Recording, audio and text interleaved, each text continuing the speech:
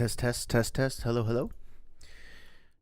Before I get started, let me remember to turn the music back on. I was playing a little off stream with the music brought down a little bit.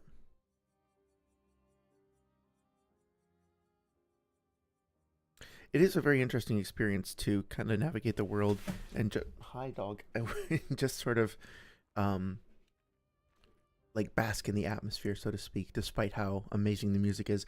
But welcome everyone to what I think will actually be the last episode of Clair Obscur. Perhaps I might sneak one more in at some point to do the bonus content. But over the course of the past week, I tried to take some time to optimize my build and practice up a little bit, and I haven't been able to come close to having an effect on Duollistes. I'm willing to try that fight again tonight if you guys would like to see it. Maybe we'll just try it just for fun. But yeah, it definitely, I think I spent about 3-ish hours like trying specifically just to beat that fight, and I'm definitely getting better. And it is rewarding, and I look forward to being able to beat it eventually. But it's kind of like Millennia, honestly. It's one of those things where I don't like. I think I kind of have to focus up pretty intensely and practice it before I can beat it. So I don't know if that's conducive to a great stream. But regardless, I do want to try that out. But then, yeah, going from that to the chromatic lamp master, and then to was it Clair, like Unleashed Clair. I don't know. That's a pretty intense gauntlet. That being said, I was looking up where to grind and where to see if I could get up to like a higher level and get some more Pitos and stuff. And I had it sort of gently spoiled for me that there is one area that I hadn't looked into yet. And so I poked my nose in there. I did some of the like less impressive or like some of the generic fights, and I found a couple items. And then I realized, oh, okay, I think I'm about to start to get into some serious stuff. So I stopped myself. I think what we'll do tonight is we'll go and check out that content. I have a feeling about what's next, but I don't know for 100% sure. And then we'll do the second ending that we didn't see last time. And then after that, might just hang out, might play some Mega Punk or something, we'll see. Or you can watch me throw myself against the wall of that Duoliste fight. But yeah, welcome everybody. It's good to see you, Saria and Darth Magog. Hope you guys have been doing well. Yes, we are washed up and ready to go. Saria, I've been trying to get the, whatchamacallit, get the stream thumbnail and stuff up and available so that you have time to go through your box and hand sanitizer ritual. I feel bad that I remember that one time that I was too late and you didn't get a chance to go through the setup appropriately. Yeah, but that being said, it's good to see you, Darth Magog. I hope you've been doing well. Appreciate your context on some of the Star Wars lore from the previous stream. Always great to hear your perspective. And your knowledge in terms of, the more I talk to people about Star Wars these days, the more that I realize that there is indeed a rich world of lore to be discovered that I haven't really tapped into at all. I would like to watch the Clone Wars at some point. I did check out The Bad Batch recently, which I enjoyed. I haven't gotten all the way through it yet, but I enjoyed what I saw. And then, of course, recently with my partner, we watched Andor, and then went back and rewatched what was it called? Rogue One as a result. Big fan of The Mandalorian. Oh, I think maybe haven't found these guys yet. So yeah, I hope you are doing well. Hope things are going well on your end. Saria says, pretty good. I tagged you about something. Oh, by the way, about something Star Wars related on Discord a few days back, but I'd love to hear your thoughts whenever you're not busy. Sorry, again, I just wanted to say thank you for, yeah, good, SK. Thank you for, sharing all of your thoughts about, everything. I haven't had a chance to respond to all of the Avatar stuff. Honestly, I don't know if I'm going to have all that much intelligent to say at this point, because I want to make sure that I go back and do more research. In other words, like, I want to go rewatch at least Korra Season 2 before I comment too thoroughly. But, oh good, I found a little good napping spot for SK in this guy's eyeball. But, I really do appreciate the discussion, all the insight and passion that you're sharing. Hope that your The internship continues to go well. I saw the pictures that you shared of the lab. Everything looks fucking awesome. Um, yeah. Yes, yes. Starts making. This is I think he's supposed to be a sentient wine, a sentient giant wine holder, right? Because at some point, like I don't know what the term for it is, but like a not a flask, something like that, right? Like because almost like a canteen, I think. Because at one point he does literally like they're gonna have a party and like people ask him, hey, do you have any wine in you, and he like barfs up wine and it's just like normal wine and they drink it. So I mean, if you look at his design as well, it kind of does look like a almost like the bag portion of a bagpipe. So I'm guessing it's meant to be like a wine container. Um, but I haven't really looked into it all that much. It would be really funny if that were the case. Oh, there's another one of these little fuckers. I've been looking all over for them.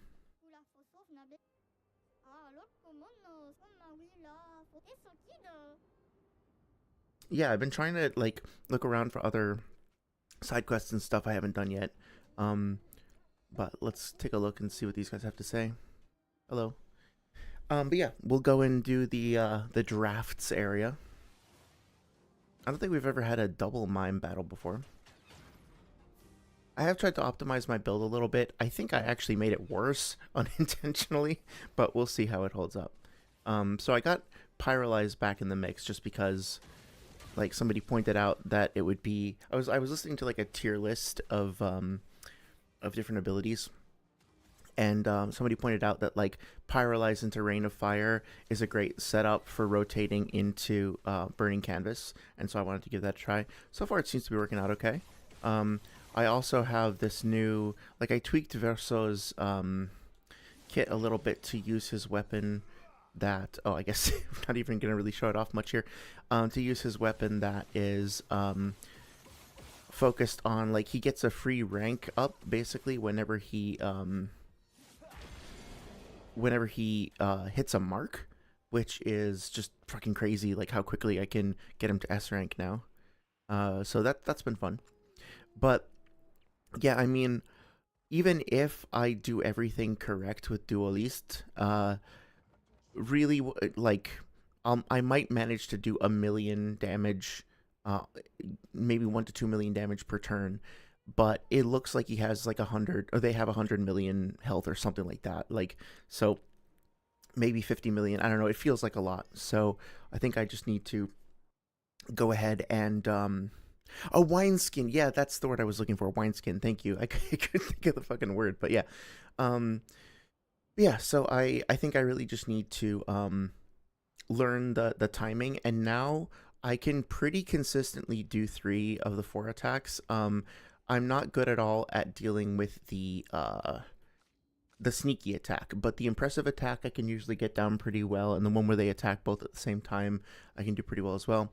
I also realized that like the weapons that I've chosen aren't necessarily ideal for the stats that I've chosen. So I think something else I need to do is just like really spend some time. So like those boss fights strike me, and this is a good thing, they strike me as like really end game challenges for people who want to really push their build to the max, and I just haven't done the necessary optimization.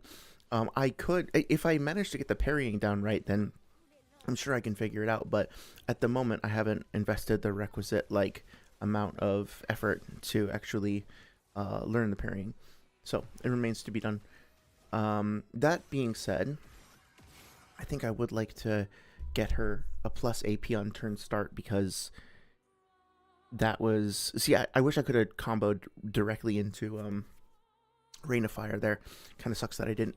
But yeah, I was kind of laughing to myself earlier because I remember Saria saying to you before that once we got the mechanic where we could investigate stuff under the water, I had kind of hoped that we would get a chance to see like some secret underwater region or whatever. This isn't quite what I had envisioned, but still, I remember being like, well, you can't blame them for not happening to, like, Sandfall for not happening to have given us, like, an extra area underneath everything else. Um, but at the same time, they kind of did. So this area is called Renoir's Drafts. I can't believe I missed it before. I think I tried to dive under here before. I had the ability to swim with Esquier, and then I just forgot about it. So that's one of the caveats of you know, of the like playing over a more extended period of time that my like ADHD-esque brain just fails to retain the information, I guess. Um, but yeah, this is a really interesting area. I love the fact that it's reincorporating some of the imagery that we saw that I always found super striking from the beginning of the game, where things are kind of reduced to their constituent goopy parts. Um, we see reincorporations of previous enemies with pretty interesting, team comps and combinations, new visuals, and I think some tweaked animation sets as well. So overall, this feels like, a really nice way of reincorporating some assets from other parts of the game and adding a little extra challenge. Uh, it was fun to learn about the additional context with regards to um, or like learning a little bit more about the mechanics associated with blight and like clearing blight.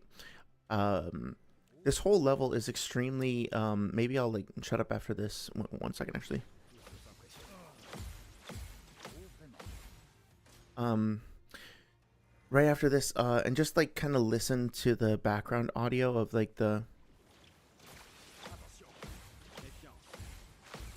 kind of creaking and like the wood stress and everything like that that you can hear in the background. It's a really kind of haunting area in a good way, if that makes sense. Been genuinely enjoying just sort of like existing in this space. And again, like Sandfall are under no obligation to have this much cool shit available for us like this late in the game. But there's still more to discover. I definitely want to go through all the way and like see everything the game has to offer. So I'm gonna keep playing offline.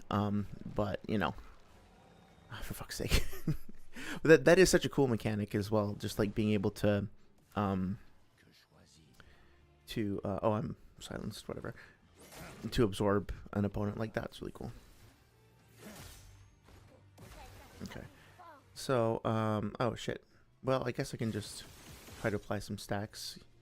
Yeah, like knowing that you can clear blight, but you can't do it like every single turn or whatever. You have to actually be quite mindful about that. Was a really cool discovery. So yeah, hope you guys are doing well. I'm giving some thought as to as to what to play next. I have been on stream. I think I would definitely like to do a whatchamacallit, a stream. So I've had an idea for a video for a while now where I wanted to like go and I thought I had break on attack. Oh well. That works too. Yeah, I love the machine gun build. Where I want to kind of examine how certain games like handle the introductory sections of their games. So like, I know it was redundant, but what I mean is like, how does a given studio choose to approach like the opening act? What do they do to bring you into their world? What do they do to kind of teach you the necessary mechanics and give you the background with like, do they overwhelm you with exposition? Do they let you discover everything on your own? And so I had this idea of making a video that would compare and contrast like the openings of 5 or 10 different games. And so in the same way that we kind of had that episode where we were focusing on the intro of Elden Ring and how things are set up there, I wanted to do something like that where maybe I would play Dragon Age one particular night. I would play Morrowind. I would play basically whatever. I'd happy to take suggestions as well, and then just kind of like discuss how. Oh, I totally missed this before. How each of those games like handles its initial world building and stuff. So yeah. Darth Magog says, "May I make a suggestion?" Yes, absolutely. I'd be more than happy to hear the suggestions. Thank you in advance. So yeah, the place that I went was in there before, and I thought that was leaning towards the end of this level, but I guess there's actually more over here that I wasn't aware of. This is cool. So we got more to explore this evening than I thought. It's great. Darth Mega says it's gonna sound a little dude bro for one of them, but if you're up for it, I would totally donate a game. Oh, that's really cool. I wouldn't mind. I appreciate the offer of a donation. That's very generous. I wouldn't mind purchasing it and supporting the developer as well. But yeah, what were you thinking of? I'm totally down to try out games outside my comfort zone or whatever as well. I, for some reason, God damn it, for some reason have a an idea of what I think you're going to suggest, and I'll be curious to see if I'm anywhere near correct. Oh, Armored Core, yeah. Armored Core, specifically Armored Core 6. I have my opinions about how it starts, but I'd like your opinion. I would love to. Yep, I have Armored Core 6, being a big old From Software fanboy. I have played through it once. Well, by played through it once, I mean like played through it and then did the new game plus stuff that leads to additional content. I would be more than happy to jump into it with you guys. It would be super fun.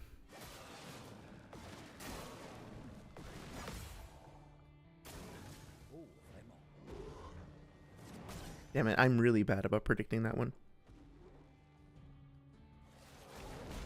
Okay, so let's see. I think I'm just gonna do this. I'm gonna revive Verso, and then I'm going to do my earthquakes. Mass by power. Yeah, let's try that. I haven't actually tried this attack yet. I just realized that I've been keeping it in reserve. Figured I should give it a shot. Alright, so that being said, Phantom Strike seems to be a decent way to kind of distribute damage over here. Have you played any of the other games in the Armored Core series, Magog? And if so, I'd be curious if you have any thoughts about them, which ones you might like or dislike.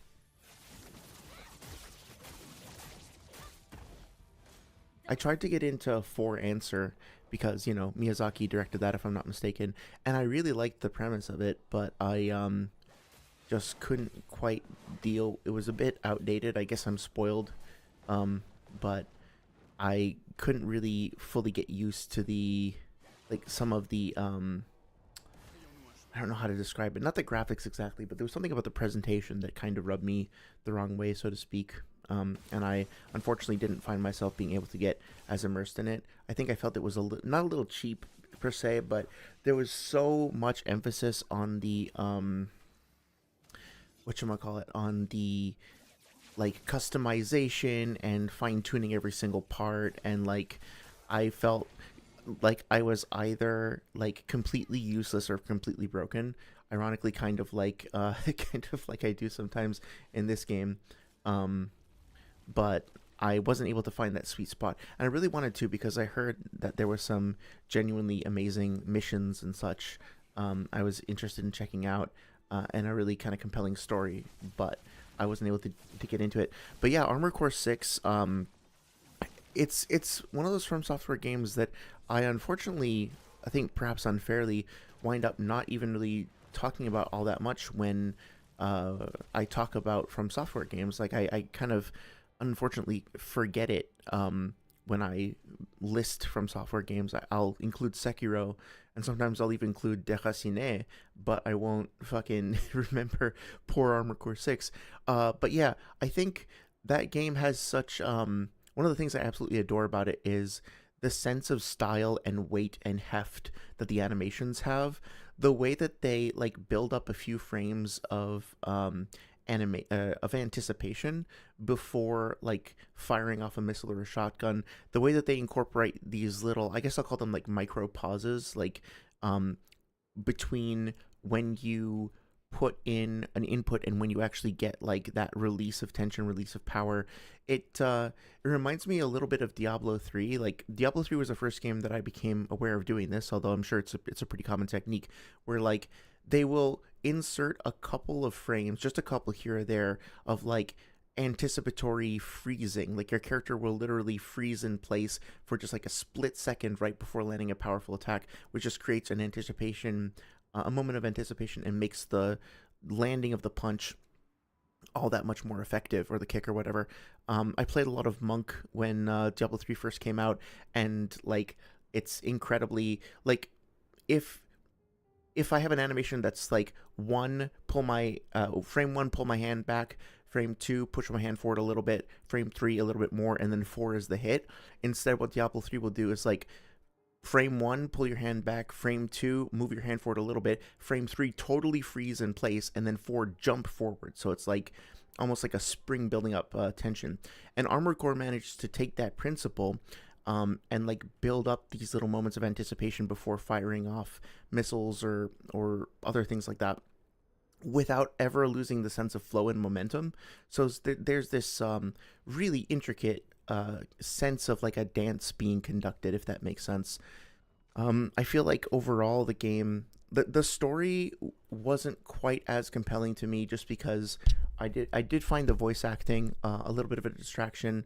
And some of the melodrama didn't really appeal to me, but well, personally, because I kind of like the quiet, withered worlds of some of the other From Software games, but the absolute dread and horror of like industrial, like industry itself being represented as like an eldritch abomination that's completely corrupting entire worlds or systems and churning through lives and stuff, is just really compelling. It feels very much like it has Dark Souls in its DNA in terms of its overall like theming and you know, narrative framing and atmosphere and stuff like that. So um I really enjoyed it, and I think I kind of blasted through it very quickly, so I would be curious to go back to it now and kind of take my time with it. But let's see. Armor Core would be good. Sorry, says my cat is yapping. Your girlfriend is meowing right back. I feel like I'm in a parallel universe. That's great. The two have established a kind of communication. They're having their own secret discussion, and if you are lucky, you will be involved. I, I hope it starts to make sense. But as I'm saying that, my own cat is starting to meow, because apparently we have never fed him. We've also never ever paid attention to him ever once in his entire life, and he is going to punish us for our sins. Um, you were pretty big into Armored Core on PS2 and 3. Oh, sweet. You think Nexus was your favorite, but you had plenty of good time with 6. I've heard good things about Nexus. I heard good things about was it Arena as well, or I forget what it's called. Like, is it Children of Arena or something like that? That was supposed to be really good. I kind of had the same experience with AC4 as I did with Kingsfield 4, where it's like I was really intrigued by the premise and I really wanted to get into the world, but something about the overall just user experience I wasn't as able to get into. 1 second. Gonna close the door. My partner's back. Okay.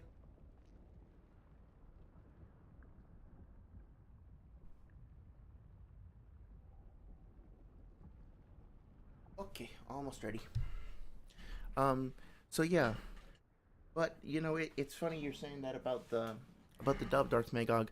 Um, I think I also kind of had a similar experience with Akira, actually, the movie, where I I really didn't like it very much, because I was very the first time I saw it, because I think I was kind of the English dub was very silly, and I didn't give it a fair shot, and now I need to go back.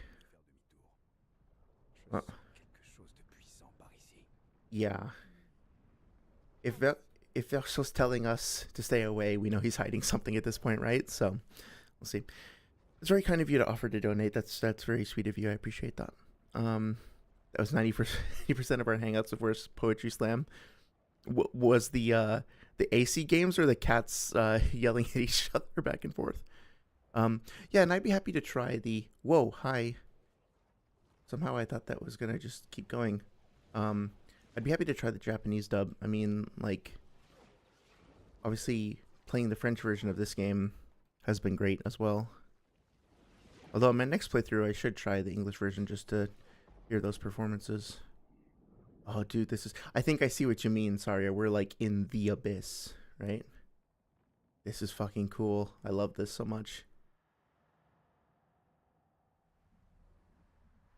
Yeah, this feels very much like a Dark Souls intro.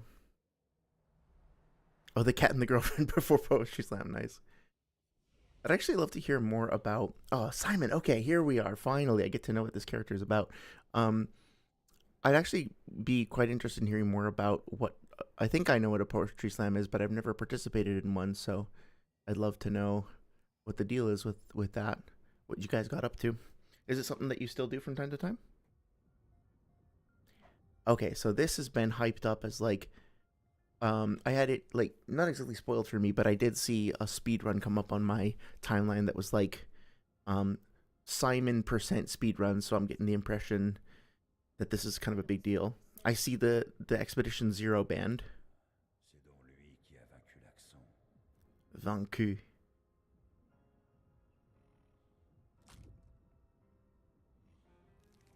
Oh yeah, this is such a Dark Souls homage or gommage.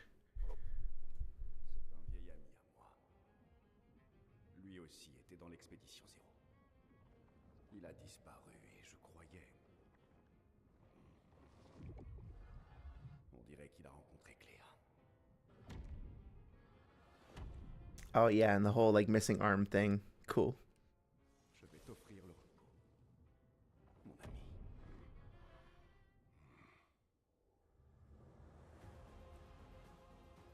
Ah, oh, the music. Every single time the music just gets to me.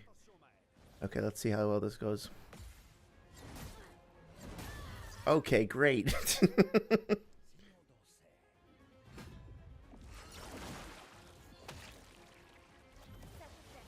All right, I think we're gonna be in for a treat here. Uh, okay. Yeah, let's see how much HP is working with. Oh, okay, that's not too bad. I meant to turn off the camera motion. I might leave it on for the stream, but yeah, that's the other thing too. I didn't even realize you could turn off the camera. But yeah, I'm gonna definitely gonna need to do that if I want to have any hope whatsoever of against the Duollistes. Okay, let's do that. So I think at this point I might just like keep machine gunning down. Oh yeah, yeah, because I wanna get Monaco back up, but I might be able to do that with. Can't decide. I guess I'll try this. Oh, okay, yeah. I hope there's like a second phase or something because I don't want to like wind up burning through this so quickly. Yeah, let's see. Oh, he's already stunned. There must be this. This can't be all that there is, right? I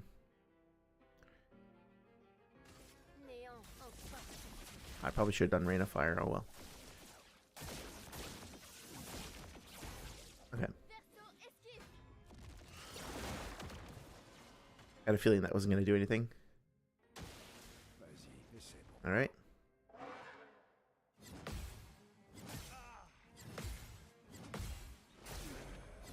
Damn, that's a lot of damage. Okay, I was a little hasty there.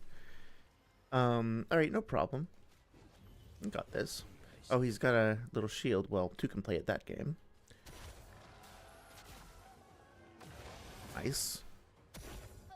Oh, fucking... I should have seen that coming, huh?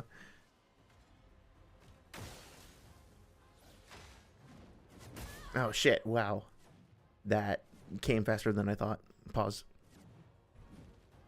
Hi, puppy. Doggo's coming to give me some courage. Oh, wait, what the fuck? No, no, no, no, no. Okay. That's actually really cool.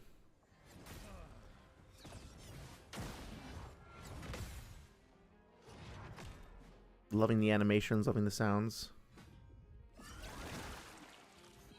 I wonder if I can dodge that, actually. I never tried dodging in, like, the whole fucking game.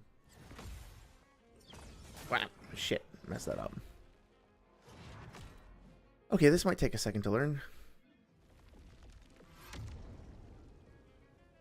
So he actually has the power of Gommage, basically.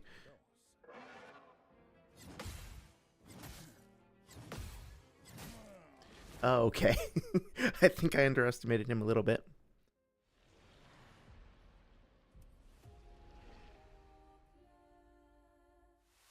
Cool, cool. I'm liking this a lot.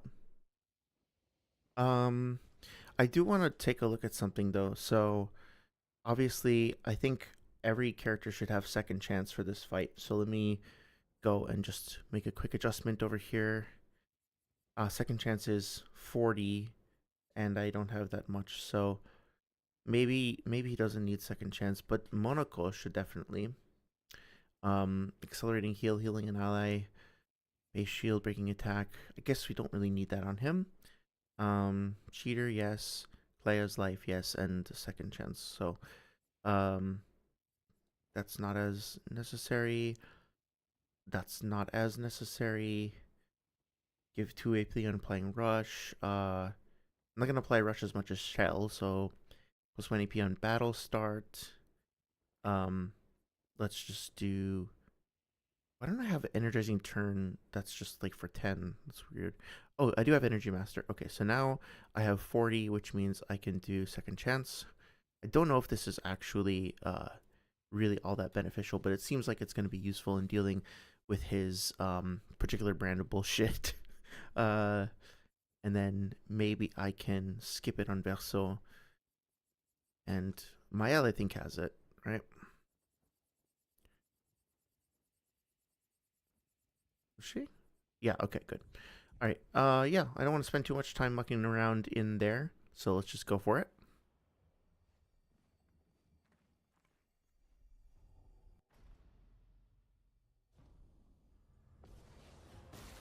I'm excited. This feels like it's going to be challenging but fair, so I'm excited to see where it goes. Okay, well, apparently it's going not so good. I tried to dodge, but that didn't seem to work either. Okay, so, oh, what? He's already about ready to be broken. That's interesting.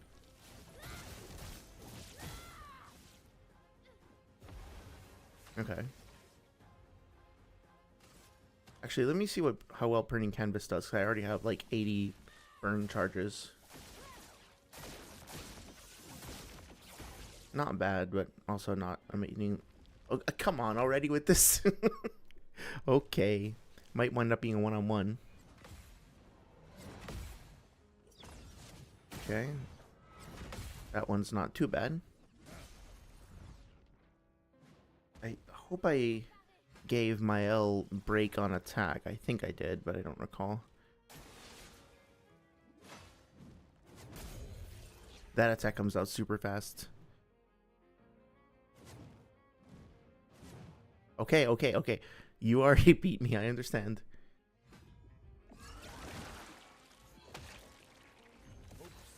Okay, so let's see. Well, he's getting rid of, let's see. He ends up getting rid of the shields, which seems like it would be a waste, but it does make him, like, consume a turn to do that, I think, right? Oh, let's see. Okay, can I break on my basic attack? I forget. No, I can't. Okay. I will take one turn to figure out if I can. But, yeah, let's do this. Ah, shit, I didn't get the second charge. Okay. I want to see if I can actually break on basic. I think I set that up, but I'm not sure, so let's find out. Nope. Okay, I gotta put that back in. Okay, so let's see. Is that one turn? No, it doesn't even consume a turn. You just gets it for free, I see.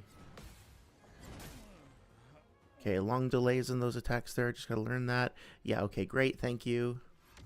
I think one of my biggest mistakes is that I didn't put enough points into speed. So, like, part of why Duollistes is so, like, not miserable, but so, like, extremely challenging at the moment is just because, like, they get 3 turns for every 1 turn that I get. It's, like, fucking brutal. I feel like I'm never making any progress at all.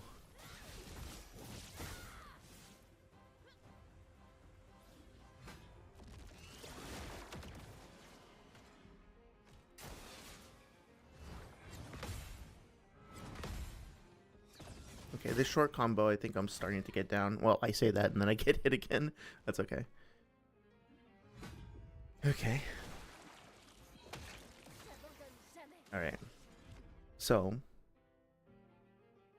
I kind of wasted my burning canvas there as well, which kind of sucks. But maybe I can do this. No, I'll save up for Gomage. Okay.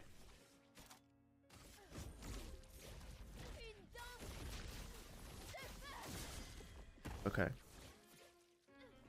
And now can I Gomage? Yes, should be able to.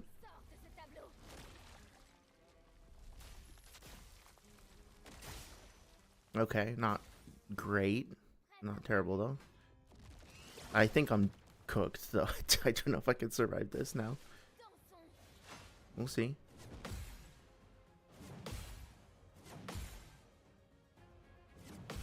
Okay. Alright, starting to kind of get it. I really need to get some more break abilities in.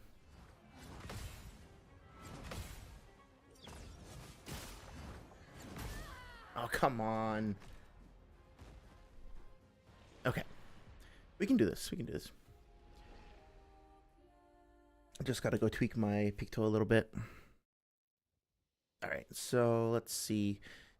Mael needs to be stronger than she is right now. And I think part of the problem is not enough speed. Obviously, let's take a look at, yeah, agility is 33. So right now, agility and defense are my two strongest stats, and I think I'm going to stick with Medallum. So let's maybe bring agility. Okay, so vitality is at 40, might's at 99, defense is at 84, and agility is at 33. Okay, so let's see what happens if I try a recoat real quick. Because I don't think this is really working out as I would like. So, is it upgrade attributes? Yes, okay. So, keeping in mind that might was 99 before.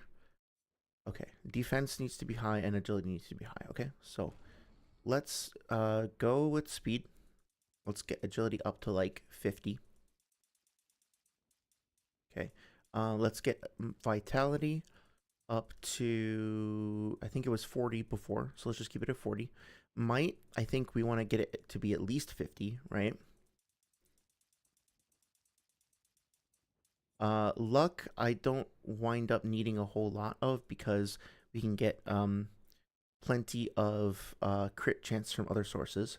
So I'll pump a lot into defense, since that's where my S scaling is on anyway. So let's see what happens if I bring this up to like 75, bring agility up to 75 as well. Bring might. Okay, so right now my attack power is 8,000, so it's 1,332 plus. Okay, so I'm getting 7,000 from the weapon.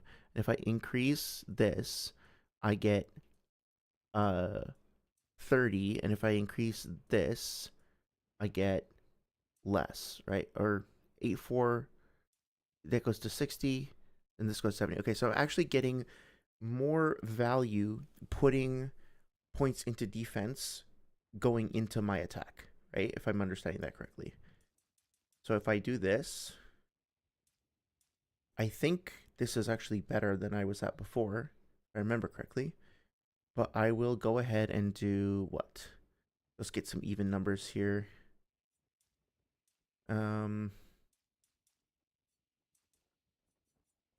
Yeah, and then let's go like that. Let's see how that goes.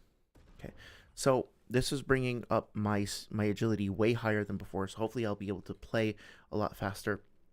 Also, he's scaling off of vitality and might. I think I'm gonna keep his weapon the way it is. I don't necessarily want to change that. Maybe I'll put some, like, move some points away from might to agility and defense, but I'll keep vitality at 80 and luck at 20. Yeah. So vitality, I said I was going to keep it at 80. Let's just do that real quick. Yeah, the damage numbers are absurd. They really, like, the scaling towards the end game goes like absolutely crazy. I think might was at 40 before, right? Something like that. So let's put it at 40. Luck, we usually don't need that much, since our weapons aren't scaling off of that anyway. Defense will go pretty high. especially since the scaling is coming off of there very nicely, and the agility. Again, I think a baseline of like 50, 60 agility should be good. Um, how much do I get for each point? At this point, it starts to fall off, so maybe I'll bring this back down to 50. I'll since I have S scaling and a vitality anyway, I'll max out vitality. Oh shit, I could have just done that to begin with. I'll bring defense up. I think this is winding up looking like pretty similar to where I was at before. I think might was a lot higher, but this I think kind of works better for my build. And for Monaco, oh yeah, by the way, it's so absurd, it's so surreal to hear people refer to him as Minoko in like fucking videos and stuff. Um, Minoko over here is, I mean, I guess I could redo this so that like, yeah, if I'm scaling A on vitality, bring this down to like 90. Um, I don't really need much might because I'm not really focused on attack power.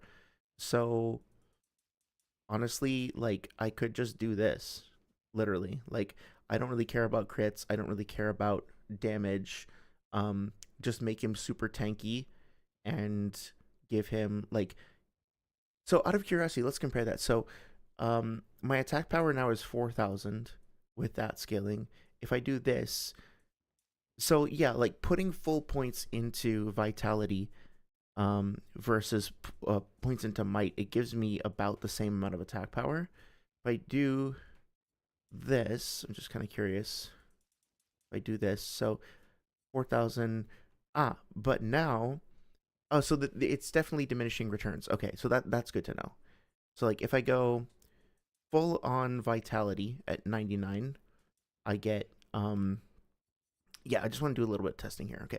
So if I go on full on vitality at 99, I get 4600 attack power. If I go full on might, I get 4500. If I go might and vitality maxed, I get 5600. So really it seems like the scaling off of the weapon type is the one that's helping the most, in which case I won't even really worry about might. I'll just literally go for maxed out vitality and agility and then put the rest into defense, because Monoko is going to be like dedicated support, res bot, pocket healer, etc. uh Definitely not good for damage, but I want to try it and see if that helps at all. So that being said, I think all of them for this fight, I want them all to have Clea's life and to have second chance, except I don't really want to have him lose. Yeah, honestly, like as long as I have Monaco like resurrecting, that should be fine. So let's see, health, speed. I don't want to spend too much time on this, but like, what else do we have here? Okay, 1 AP on successful parry, health and defense. Vitality is my largest scaling. Always play twist and row. Cheater is good for that, but defense. Okay, I think I'm gonna do this because this will give me 6,000 health. I think the trade-off in defense will be just fine. Let's see. Energizing turn, 1 AP on turn start. I think I want to give that to my L instead. Defense critical, health critical, speed critical, as opposed to energizing attack, speed and critical. Yeah. On base attack, no, energizing turn. Right. So I'll sacrifice critical rate there. But I'll get a little bit more speed, and the additional AP, which will be doubled up by Energy Master, I think makes more sense here, even though the crit rate is going to go down a little bit. And going back to Monaco, yeah, so what I wanted Verso specifically to have, was it second chance? And he needs a lot more for that. So, but I really liked everything else I had going for him. I don't think I actually want to remove any of this, so I'm just going to rely on Monaco for that. And if Monaco does have second chance and he manages to stay alive consistently with that 12,000 HP, then I can probably take it off here, because I don't think, oh, I have it from the Picto. Okay, so let's see. If I look at her Picto, second chance, do we have, so it's giving me almost 4,000 health and 50% critical. What about Clea's life? Clea's life gives 5,000 health and might actually be better on Monaco. Let's see, what else do I have that has a lot of critical? Immediately play when following. Okay, that might be decent because this will guarantee. Well, it'll reduce my health a lot, but it'll guarantee that I'm at 100% crit. Now, I don't think that's a good trade-off. Um, yeah, I don't think that's a good idea. Need more health for sure. Um, yeah. So getting it from here means that I'm not consuming that as a Lumina anyway. So that's fine. That saves me 40 Lumina points. I don't want to upgrade my weapons right now. I don't think. I think I have some spare Lumina. Oh, I only have one. Okay. um, I still can get it. Not in that way. um, let's see. Yeah, let me just see if there's anything else I can just dump in here. Uh, is there not another energizing turn? No, I guess not. The the the on battle start stuff is good, but I don't know if I need both of them. Parry, shell, on my counterattack. There's got to be something else in here to prevent status effect application. Defensive mode, receiving damage. No, I don't want to do that for sure. Critical weakness or combo attack 3. Oh, I don't have enough for that. Oh, right. I was gonna do break. Is it breaking attack? Breaking death, breaking attack. Right. And breaker. I took that off for the other boss because it wasn't really needed, but breaker and breaking attack. Okay, let's do that as well. And do you have breaking attack? Breaking death. Oh, that's why his bar got fully charged. Okay, I see. So does he actually have breaking death as well? He does. Okay. And does she have breaking death as well? No. So maybe I wind up benefited. I definitely want that. A charging critical, radiant charge on critical hit once per turn. That's pretty good, but let me try this instead because if I'm going to be dying a lot anyway, I think that makes more sense. And then on hitting a weakness, critical break, 3 damage on critical hits, critical burn. Yeah, and there we go. That'll help account for the discrepancy there. Okay, so I think we got this pretty well optimized. Let's see how well this does. It's actually super fun to like go in and tweak the builds, but of course I have no idea if this is actually just crippling me. We'll find out though, huh?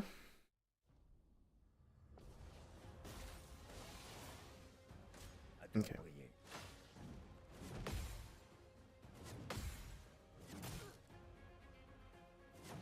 Okay. All right, not terrible. Could be better. Clea's life, honestly, is going to be super helpful in just, like, sort of staying alive if I can maintain that.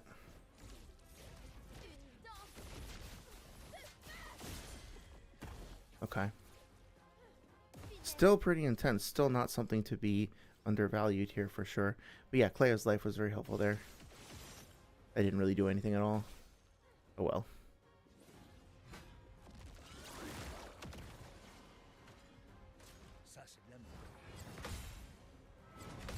Okay, and then I think we got the jump attack, and then shaboom. Perfect. Yeah, I love the idea of like the on death builds or whatever. I remember talking about that, about just how much like flexibility and incentive there seemed to be in creating like genuinely expressive and creative and cool builds along those lines. And I do want to kind of see if I can have a playthrough where I'm doing much more, not gimmicky in a negative sense stuff, but gimmicky in a sense of like really making the most out of all of the game's mechanics. If that makes sense. Yeah. Okay, so I think I'll just do this. Get some AP back. This is going a whole lot better.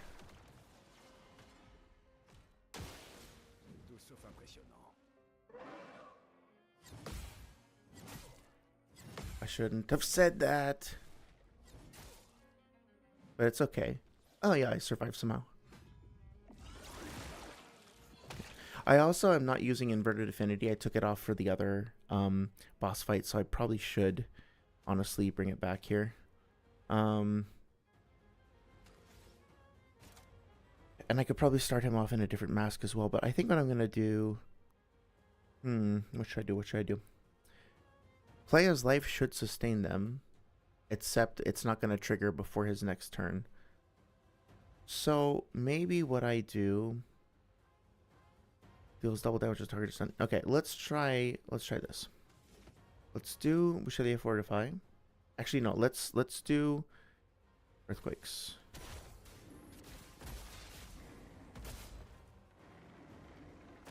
No, I should have done Fortify. That was the wrong choice, I think. But okay, that's fine. And then Impale. Ice damage applies slow. Yeah, so I don't need both of those ice attacks. Oh, that I see. I put it there because it was in. I understand. I'm getting my builds mixed up a little bit, but greater slow, that'll definitely be useful. Okay. Okay, let's see.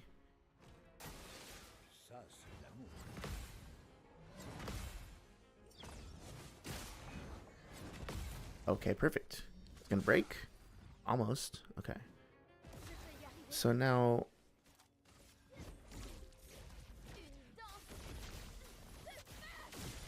Okay, almost broken. I think I can probably just do this, right? Yep, and now it's Restless turn and he can basically finish him off. Which I'm sure there's going to be a phase 2. There's no way there's not, right? Oh, shit. Oh, I get the AP back. Dude, I love the fucking machine gun build so much. It's so fun. There we go. Okay. You always forget this game is turn-based. Yeah, it's so fluid and so, like, kinetic and active that sometimes it seems like, you know, it's easy to forget that it is actually paced that way. And once you start really getting into the flow of it, it feels much more alive. Oh, interesting.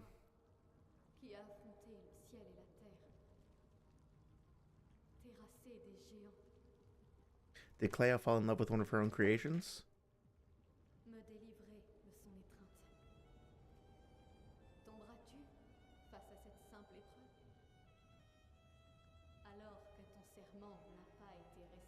This is basically Malekith.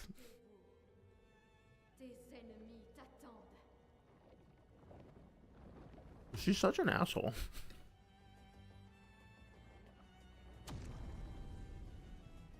This is the screenshot I saw. Okay, now things are getting a little bit more intense.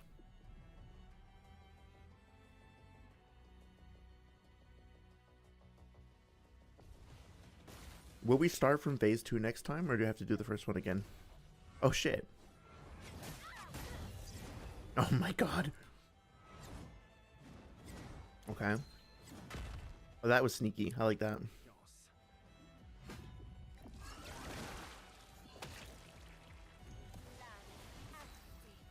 Alright, well, let's just start off with a break here. Okay. What the fuck? Hey, be stunned. Quit it. You're misbehaving. Don't appreciate it. It's very rude. Okay, let's see. What do we do? Let's see. Increase damage to marked targets. Oh, I still have 2 turns. In which case, yeah, maybe I'll try this just to get into Virtuous. Oh my god, he has way more health now, doesn't he? Okay, yeah.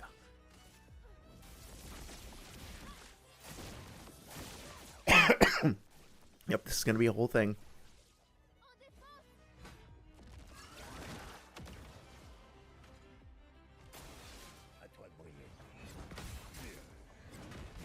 Wait, what the fuck? Did it hit twice?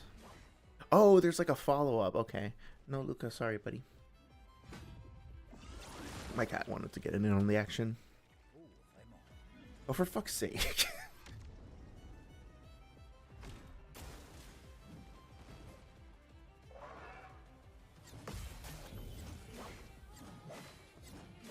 Okay, so it's like doubling up on the attack, I see. And now I can't bring him back. Sigh. Alright. Well, let's try this.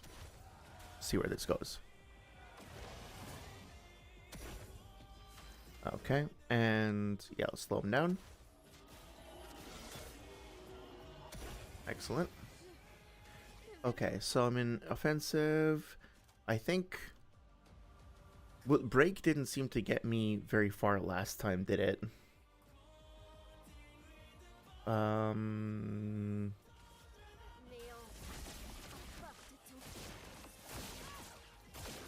Yeah, this isn't looking very good.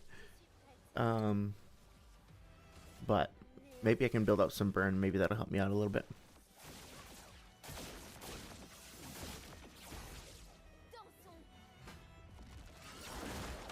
Okay. Hi, cat.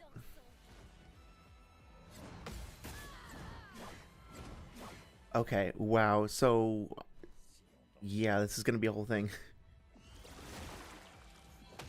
I just gotta learn to do that double parry. Does it make sense that he has this ability? Like, is he a painter as well? Oh, light speed confirmed. 8, 9, 10. Okay. So, I admit that, like, at this point, do I get to start from phase 2 at least? No? So, at this point in the game, like,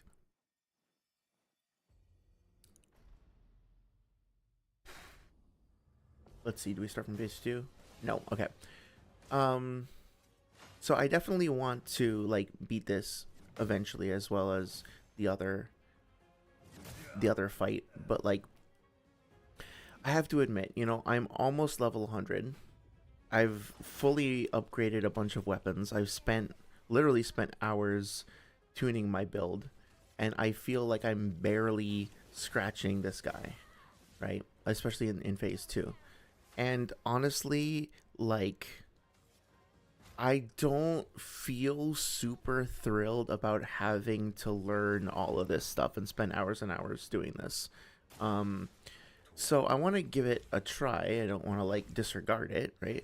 But I am not necessarily going to grind this out. I don't think that would be super fun.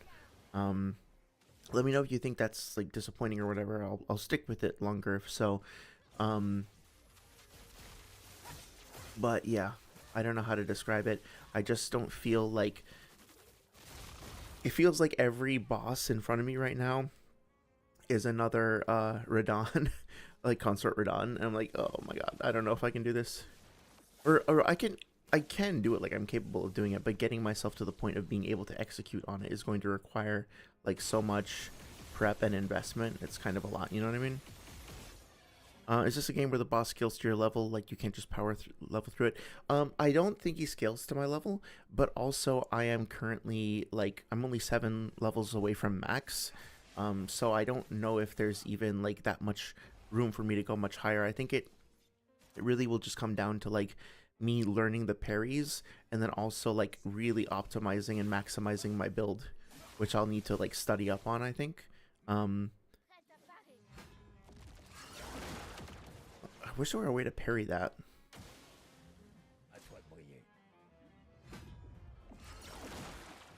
Maybe there is and I'm just missing it. Um, Sarah says, I returned with the depths of my despair. My girlfriend wanted me to play Just Dance. Oh no, not dancing. Also, he has this ability because he's been painted over. Oh, I see. So painters can give like other characters the ability. That's cool. Which look at him and painted Cleo, who Cleo also painted over. This is what it looks like when you're being controlled by a painter. Verso wasn't being controlled by Mael. He was just unhappy. Are we okay? So basically, we could. It's safe to assume that if we don't see like the coating on top of someone, then they are not being controlled by a painter.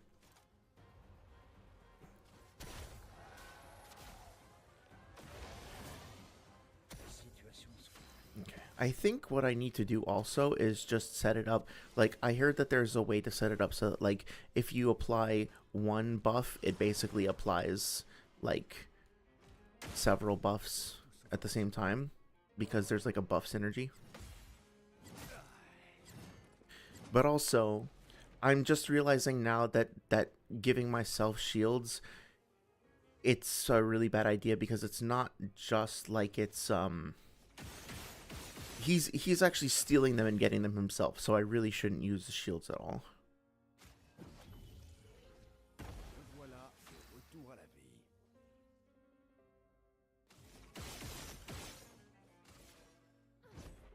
I want to save my gradient charges for the start of next round, I think.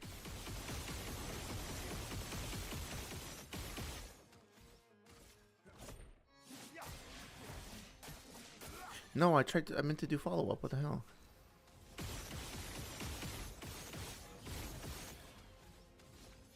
There we go. Okay. So that was a lot better.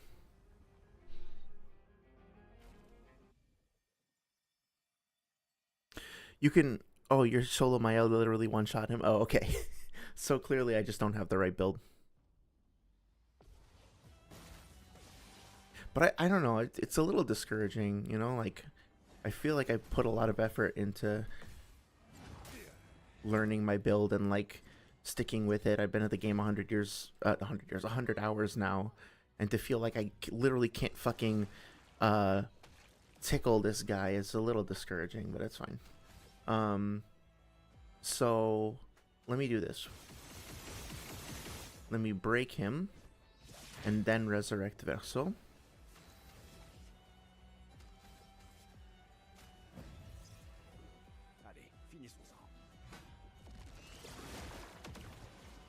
Yeah, I should just take off the shield Pictos entirely, huh? Oh fuck, I didn't realize it was AoE like that.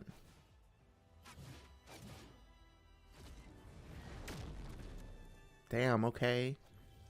Relax.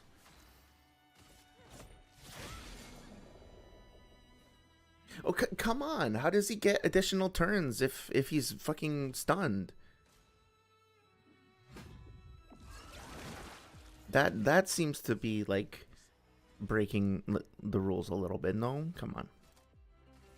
Oh shit, no, I meant to do the other ability.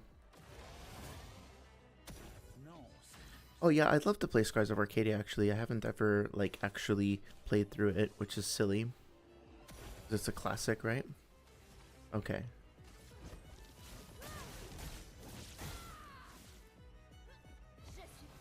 Alright, let's try this again. I mean, like, that's doing nothing, right? Like...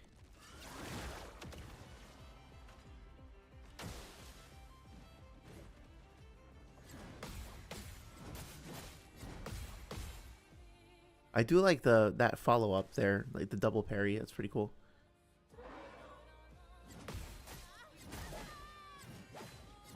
Yeah, so I'm gonna give this another couple more tries because I don't want to throw in the towel just yet. But like, also this is the whole fucking thing. Okay, so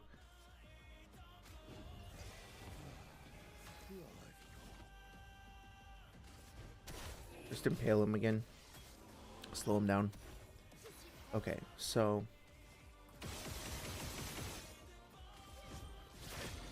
he's gonna...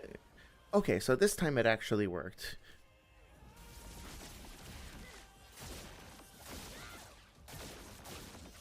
So that did something. I think if I get rid of my shield Pictos, that will give me an edge. Or leg up, so to speak. Yeah, okay, so that's like moderately doable.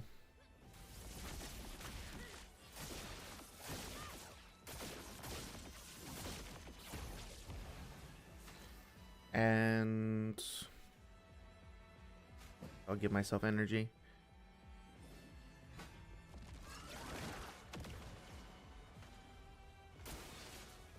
For combo.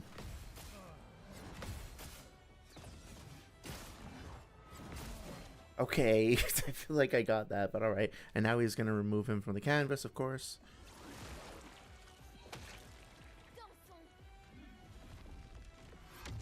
So if Clair can just do that, here's a stupid question maybe.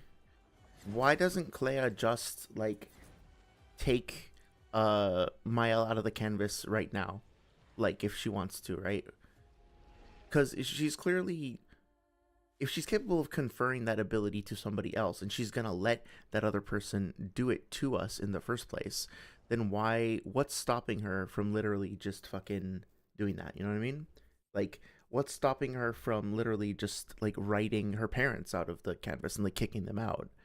Do they somehow have more power over this canvas than she does? Okay, so this is not working, clearly. Claire doesn't want Mael out of the canvas, but she's willing to let her, like, boyfriend kick her ass out. Um, she says as much. I love Arcadia. It's full of anime tropes and cliches, but like most JRPGs of the era, but it's so polybirus. Sorry, oh my god, that sounds awesome. Have you played or yeah, have you played Grandia too? I think that was my version of Skies of Arcadia when I was a kid. I never got around to playing that, but I had Grandia, and that was what I kind of sunk my time into. So yeah, I feel like this is going to require a lot of optimization. I don't know if you guys want me to. Oh, they're stronger than her. Okay, want me to do on stream, but let me at least try a build where I get rid of any shields. Double burn, critical burn, Clea's life and cheater, burn affinity, base shields. Let's get rid of that. Let's just do that. Make sure we do that for every character. Okay. So that being said, what would help against him would be extra revives, and I think getting that like the Trinity chain, right? So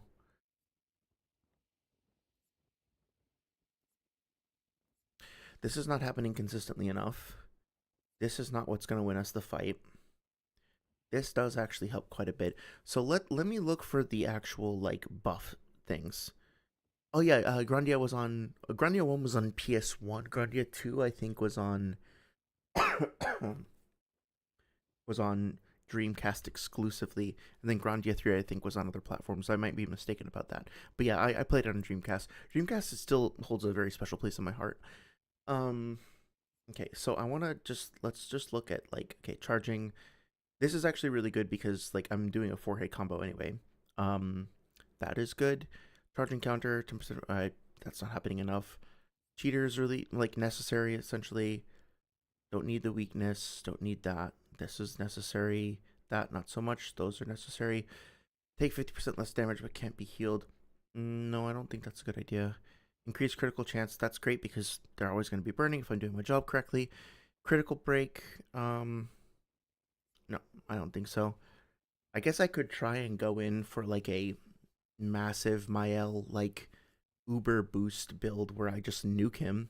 That's one thing I could try to do. Just like what is the maximum possible damage she can do, and just constantly like resurrect her, um, and have her like turbo nuke. Because if I give her like glass cannon and confident and um take 50 or like confident fighter, I could try to like work her into like a serious glass cannon and make it so that she just like explodes and then dies, and then when she dies that would cause the enemy to break and then resurrect her, have her play immediately, and then have yeah, so if like Monoko is super uber mega tanky and Mael is super flaky, then I can just have Mael die, get resurrected, and like continue to just like nuke him from orbit. So I might actually try that. It's a little cheesy, but that might actually be the best thing here.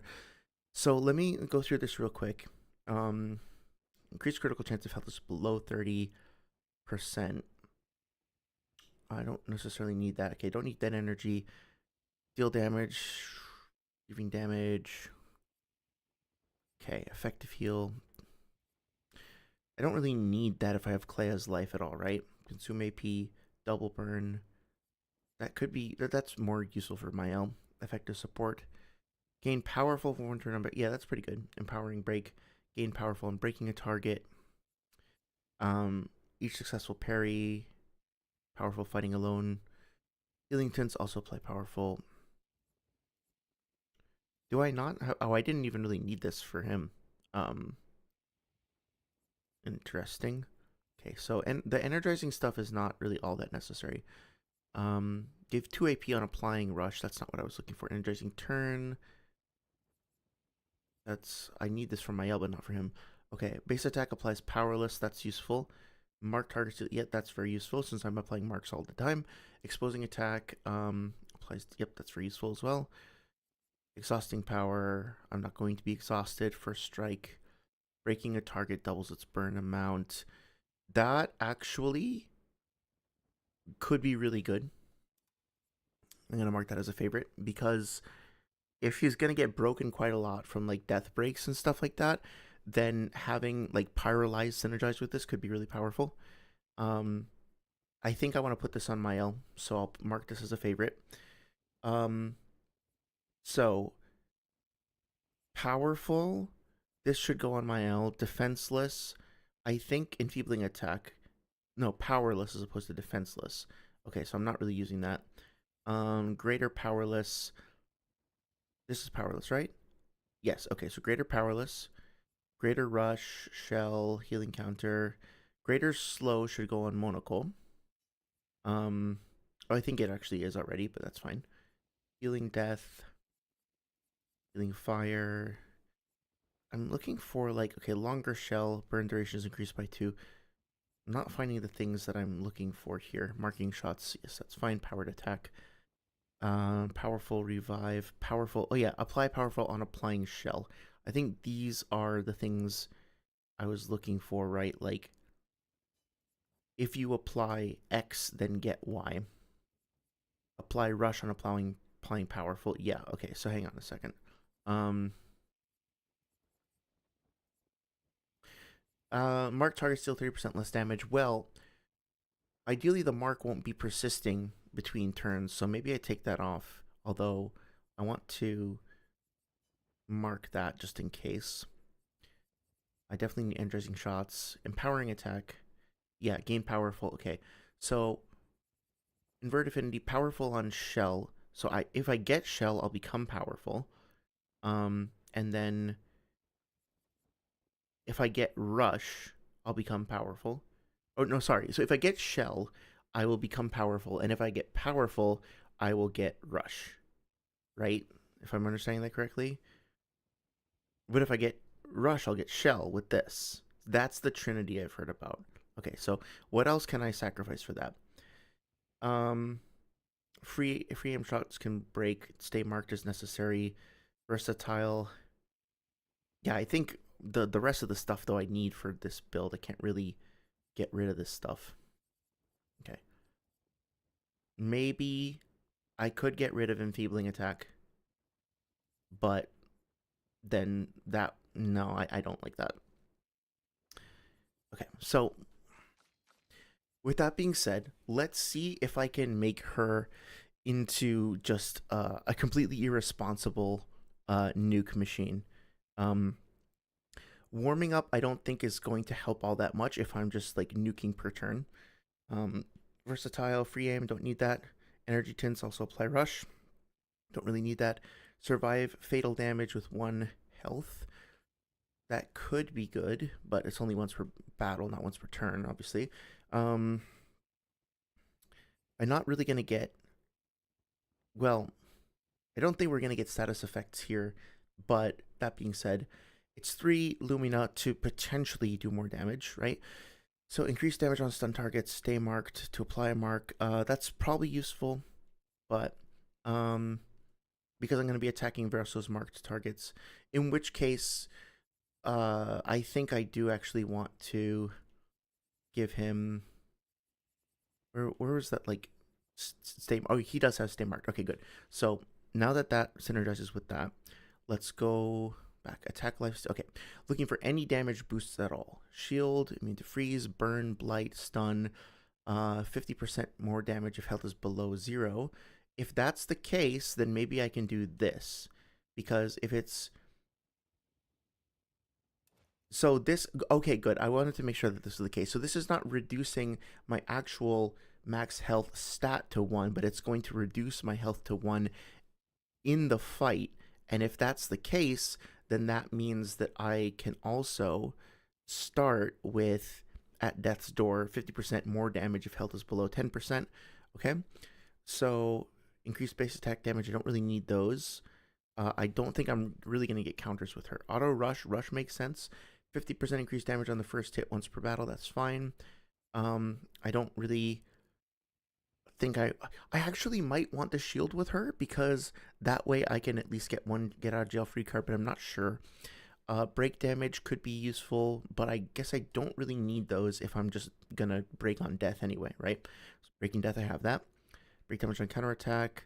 Break damage on burning enemies. That's fine.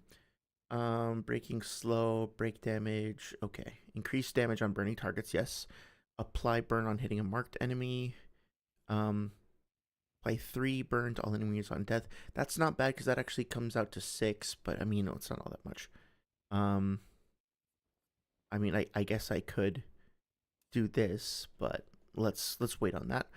Charging counter, 10% of a gradient. Okay, don't need that. Critical, charging weakness, cheater. Yep, that's useful. Class life, obviously. Well, actually,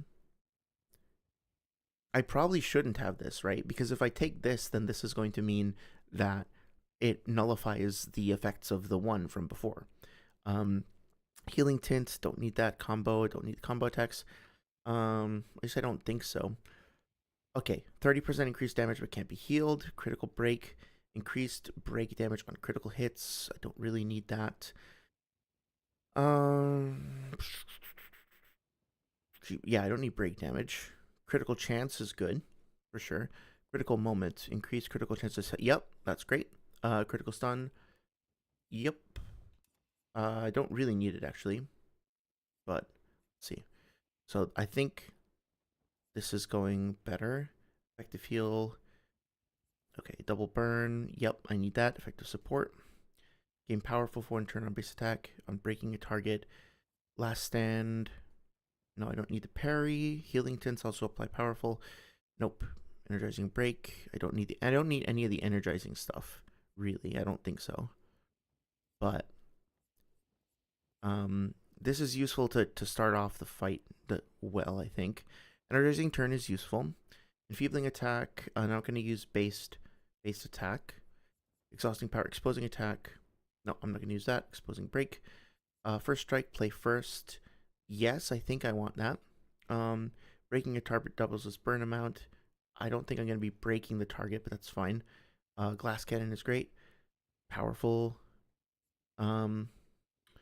Greater powerless, greater rush, greater shell. This isn't really going to help me.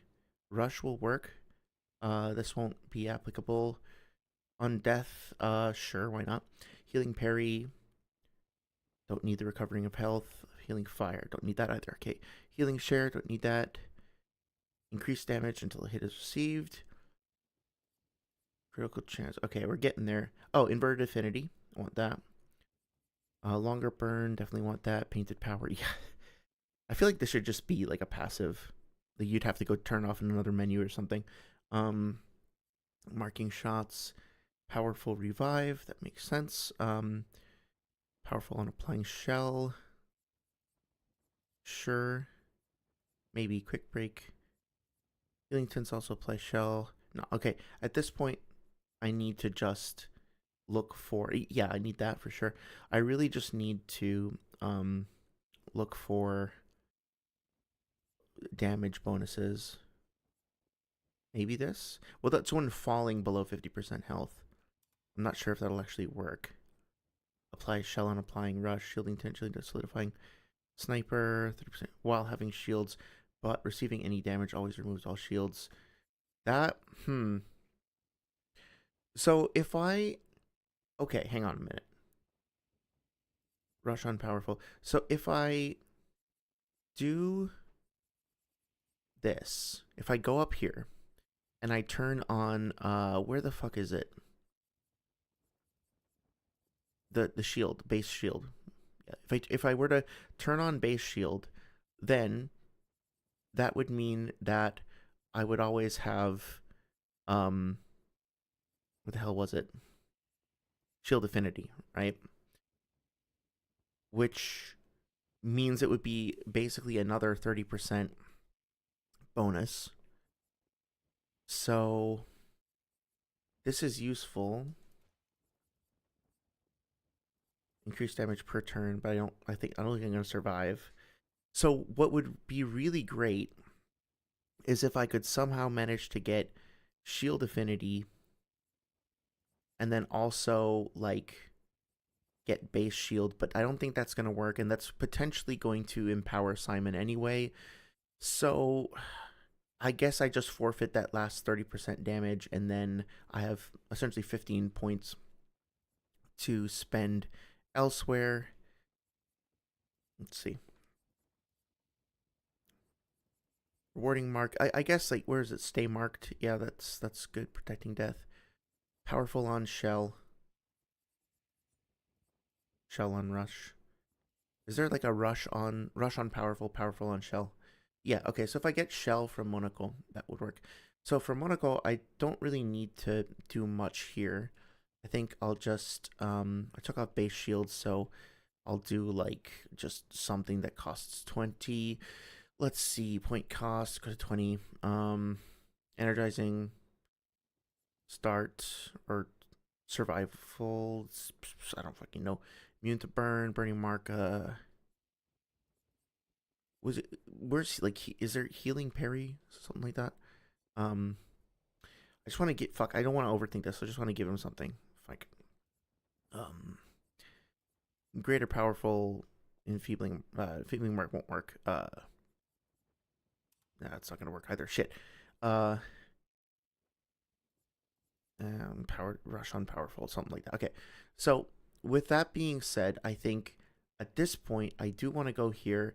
I'm not gonna use this Chevalier Ice. So where is the one that gives me um all of the trumpeter guy, troubadour trumpet, random buff? Place that. Okay, so now I have those things. Do I have an ability that lets me start with caster mask? Because if so, I can start with those buffs. I thought I did. Balanced heavy, Beast to random. Yeah, starting. Okay, cool. Defense and agility, not ideal. Oh, yeah, it actually is. That's actually kind of perfect. Caster Mask applies regen for 3 turns. Skills cost 1 less. Okay, so that might be good. This is incredibly silly, probably stupid and ill-advised. Anti-blight. Let's just see if he's got any more. Energizing parry, 1 AP unsuccessful parry. Cheater, always play twice in a row. And immune to blight. Do I have Clay? No, I didn't have Clay's life on anybody else, so I can just do this. And now he has 16,000 health. Okay. And a lot of points in defense. So I think this will be good. And now he has more. Right. So hang on a second. What else can I do here? Greater defenseless. I have greater slow. Auto rush. Let's just throw a few extra things on here. Combo attack, energizing burn, energy stun. First strike, I don't need that. Greater rush. Shell damage reduction. And shell on rush. Okay, so let's see how that goes. I might have just totally fucked up all of my characters, but I'm curious to see. I feel like part of the boss fight itself is just testing your ability to build craft, right? So let's see how well this goes. I hope I actually picked the what I thought I did. Let's see. She's inverted, okay. Okay, that's not bad. It's not the godly, earth-shaking shit I thought it was gonna be.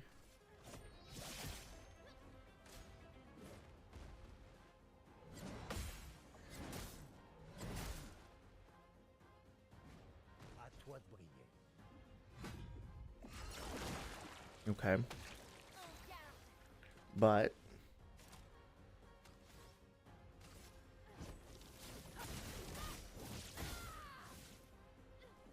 let's see, and now I can go into this. Yeah, it's not as dramatic as I thought. Did I give myself glass cannon? Oh, I do. Okay. Damn it. I probably should have done the same thing with Verso. That's probably too much. Okay.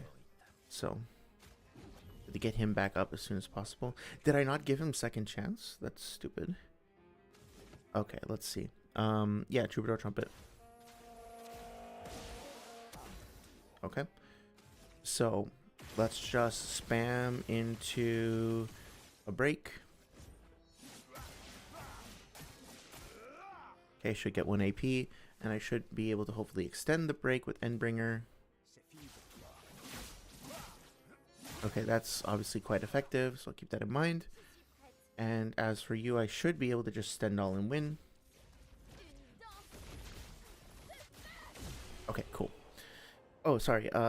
Dr. Magog says you gotta go to your locals. Oh, is there like a local game store that you have that would supply you with that sort of thing? That's awesome. Saria says it's the same reason Renoir was boxing his wife for 67 years like a lunatic, because he couldn't just nonchalantly remove her. She had to be weakened. Ah, I see. Okay, gotcha. That makes sense. Which is part of why she's sick, because not only has she been in the canvas for a prolonged period, whereas before she was taking breaks, but she can't now because of Renoir threatening to blow shit up, but he's also constantly fighting her. It's why she couldn't stop his gomages every year. I see. Okay, that makes more sense. They announced... Oh, it is doing a lot more damage. Okay, it's kind of hard to tell from my perspective, so that's good to know. They announced Wolverine for Tokon. So exciting and definitely unexpected. 100% no sarcasm. Anyway, call me when they announce Captain Marvel. What's Tokon? I'm sorry. I think you mentioned it before, but I'm totally blanking. But that's cool. I'm glad you're excited. Do you have any interest in 2KXO or whatever the hell it's called, the League of Legends thing that just came out? Okay, so that feels like a solid enough start. Okay.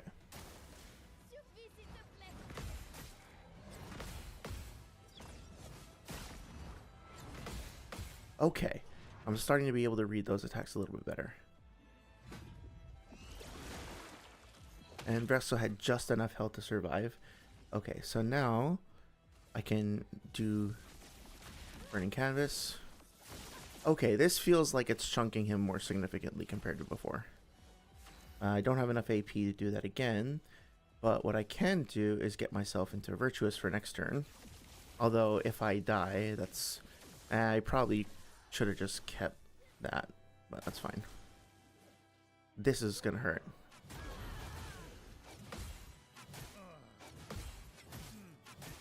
That's very, very hard to read. Oh my god, dude. That's insane.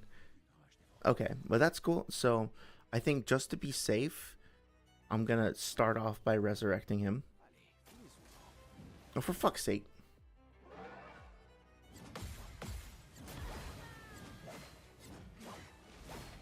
One, two. Wow, that's a long thing to memorize. Okay, but that's fine. That's fine. I still got plenty of revive tints. And I think I can just do the same thing, right?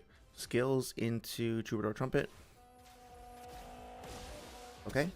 Greater Rush, Greater Powerful. Yeah, okay, awesome. So, Pyrolyze again. Great. And now I should be able to do Burning Canvas. Okay, this feels like it's accomplishing something, right? Like, something is happening here.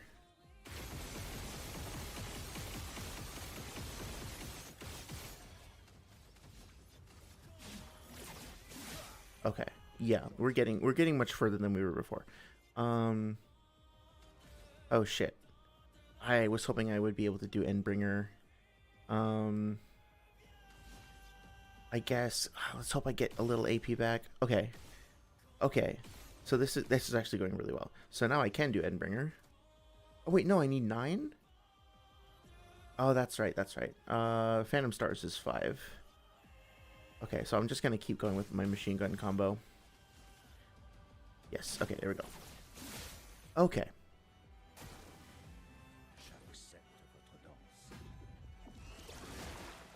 Alright, what's coming up next? Actually gonna just let her get hit. Yeah, because now it's Versal's turn. He can just break him, right?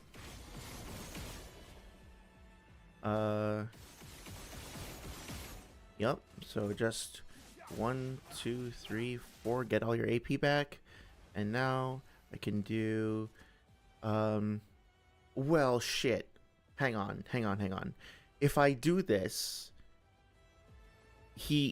Simon's turn is next, and he's probably going to remove my L, right? So I probably shouldn't do that. I should probably just machine gun him down some more.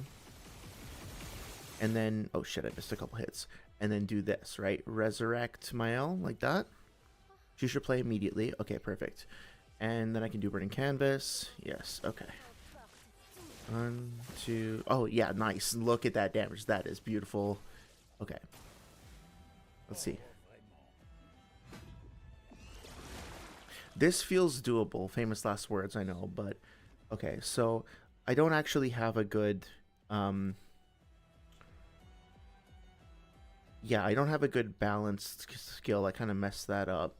Do I want to do 2 shield? No, I don't want to do that for sure. High ice damage, deals double damage to targets just stun. No, I don't want to do that. So let's just, even though it's not ideal, let's just go ahead and apply. And now I have Almighty. Okay, so I think, let's see. Yeah, let's do Earthquakes, because that way I'll get powerful. I think everybody already has powerful. Oh, no, Verso doesn't. Okay. Great. Okay. Well, that's fine. I mean, it sucks that she loses a turn, but again, like, Verso's going to be able to break him immediately. So, yeah. Right? So there we go. And I can do this. Okay, and now just machine gun him down. 356 burn charges. And again, all I have to do is make sure to resurrect my eldest turn. There we go. Okay. And now, fuck it. You know what? Get gomashed. Okay, so we're at halfway down. Please don't have some crazy other fucking face that you just pull out. And I feel like if this is the rest of the fight, I can do this. This is sustainable. Oh, God, I really wish I had a fucking another ability to use here, but whatever. Let's just do this. Okay, slow him down. And now I'm back in Caster Mask, so I can apply my buffs. Excellent. It's his turn. Probably gonna die again, but that's fine. I'm not worrying about like micromanaging all my health and everything. And he's gonna break right away. Yup, excellent. Okay. Music's going crazy in the background. I fucked that up. I should not have wasted that, but that's fine. Still 200,000 damage. And let's just machine gun him down. That 500,000 is not bad. And revive. Let's go. Okay. Paralyze. And the mark stays on because I kept that tint on. The stun was helpful there too, as you lost that turn. Okay, so now again, I think I'm just going to reapply the slow. It's going to be boring, but it's going to be consistent, so let's keep the slow going. Okay, great. And now, oh, we're in, yep, fuck it, I'm just going to stick to my buffs, not do anything too fancy. Keep the rush going. Shit, let me let me check on chat because I'm getting like super in the zone here. Oh, it's a Marvel fighting game. You're not excited because so far that roster's ass. Oh no. I'm sorry, that kind of sucks. The Marvel fighting games and Capcom fighting games have like great rosters usually, right? Oh, but you're saying it feels like most of the roster is just pandering to Marvel versus Capcom fans. So no, I think I misread. Sorry. Hey, how about now? How's it going? Thanks for stopping by. Hope you're doing well. When they announced Captain Marvel, do you have any idea how little that narrows it down? Oh, that's fair. Yeah, I guess, is it like a title like Green Lantern or something? I didn't realize there was a lot of different Captain Marvels. Carol Danvers, okay. Or Phyla. Oh yeah, okay, so that kind of answers my question. Phyla Vel in a big budget game, it's a blessing she's in Comic Invasion. Yeah, it kind of sucks when you have a character that you have like an affinity for and you just like never get to see them like actually represented well in the thing that you love, or like they just get undersung or whatever the term for it is. Yeah, that kind of sucks. Hopefully they get some representation soon. 2012 was so confusing when it was time to talk about Captain Marvel. Oh my god. The finesse is making a difference on the min max. Yeah, I think so. And honestly, like just keeping him slowed and keeping us boosted, the speed is also making a huge difference because I actually get to attack. And keeping him broken and stunned is also very helpful too. Captain America is a Marvel. Oh, Captain Marvel is a mantle, same as Spider Man and Captain America. Oh, okay, that makes a lot more sense. Shows you how much I know about the verse, right? Um, I don't know if I'll have enough. Oh, so I think if I do Rain of Fire into Burning Canvas, then I'll have enough AP to do both. But if I do Stendhal, I won't. So let's keep the burn going. Okay, that wasn't a lot of damage, but now I could do Stendhal, which will bring me into stanceless. But I kind of like the idea of Burning Canvas. And honestly, there's no reason for me not to stay in offensive stance since it doesn't matter if I die anyway. Okay, yeah, like, honestly, as long as I don't run out of revive tints, this is great, right?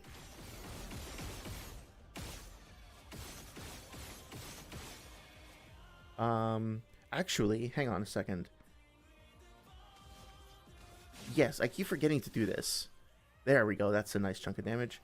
Am I gonna get any AP back? No, that's fine, that's fine. Just don't press the wrong button. Revive my L. She's still in the fight. Okay. And now, yeah, let's just more Burning Canvas.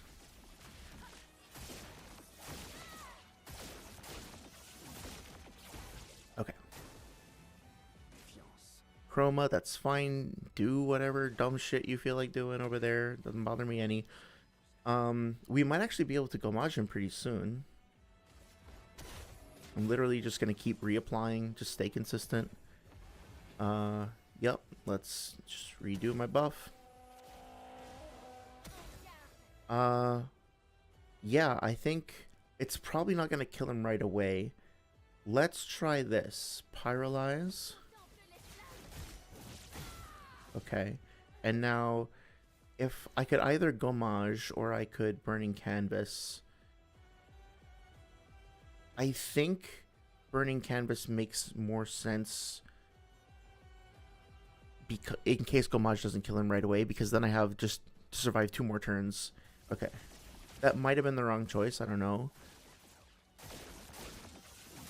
But we should get at least 1,000,000 damage from the burning. Okay, and now since she's not dead, I could actually just do this.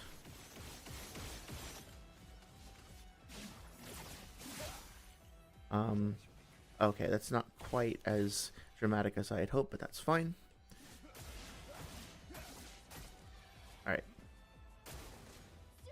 Wait, what the fuck? You'd be fucking kidding me! Okay.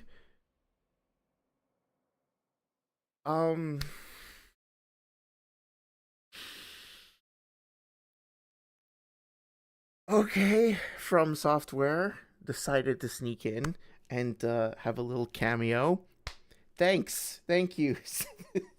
Thank you, Sandfall. Thank you so much. I was feeling so proud of myself.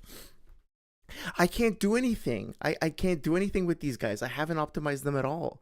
They have no Lumina. Yeah, she's gonna fucking die immediately. Oh, and of course he got like a more ass-kicking sword. Like, why wouldn't he? And she's gone immediately. Fuck off. The fuck am I supposed to do? I literally don't have the Lumina to be able to fix that.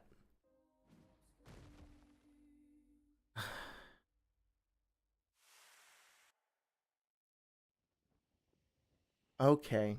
That is such bullshit. That I actually respect it.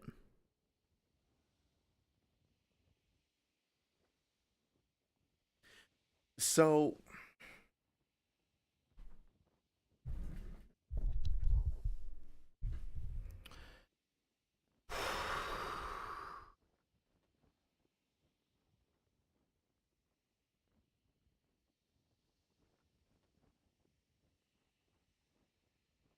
So the only way for me to do this then yeah, I'm sure you're enjoying this, Saria. The only way for me to do this now will be if I split up Mael and Verso. Because each of them on their own is capable of getting some shit done. Together, I was making a lot of good progress. Without both of them, but since okay, yeah, so I would have to do something like this. I would have to like take Mael out and put in like Lune, and basically just like when when they get gommaged, the three of them. No, actually no, but I fuck.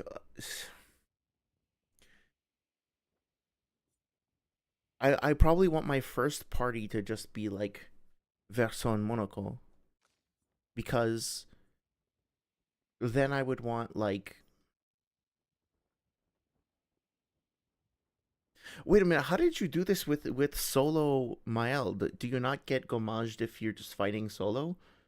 Because if that's the case, if you don't, do you not get like ejected from the canvas if you're fighting solo? Because if that's the case, then I guess I would just do like a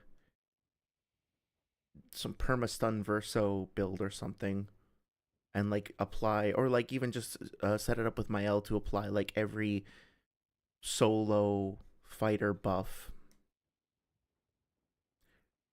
Because the only other thing I can think of, right, is like if I split up Verso and Monaco, or if I split up Verso and Mael, I have Monaco keep Verso alive the way that I was doing before with yeah.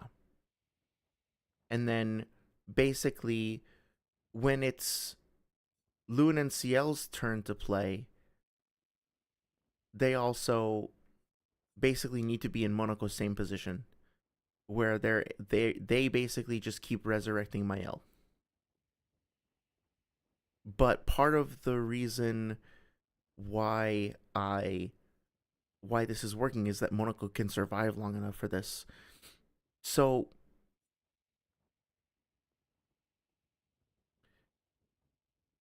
hmm, Mael has a skill that lets her take damage for the rest of the team, I think. That's the only thing I can actually see working here. So let me try one time. Okay, this is a puzzle boss fight actually. Um yeah, he just I don't think he ever fell down in the first place, Darth Magog. So Saria says, or actually, only Steve Rogers is Captain America, and then John Walker, an absolute asshole, gets Super Soldier Serum. That's my Captain America. No, Sam was Captain America. That's U.S. Agent Man. I take it there's some friction in the community over that. Sigh. Um, you can see. Oh yeah, I'll check that out. That sounds cool. I'm sure it's gonna be cathartic to see him get bombed after all this. Release the child. The expeditioners sending my out to fight the gods. Yeah, pretty much. Um. Okay. So. Oh. So is he intended to be like a new game plus fight where basically you're just in order to beat him you have to be totally fucking broken?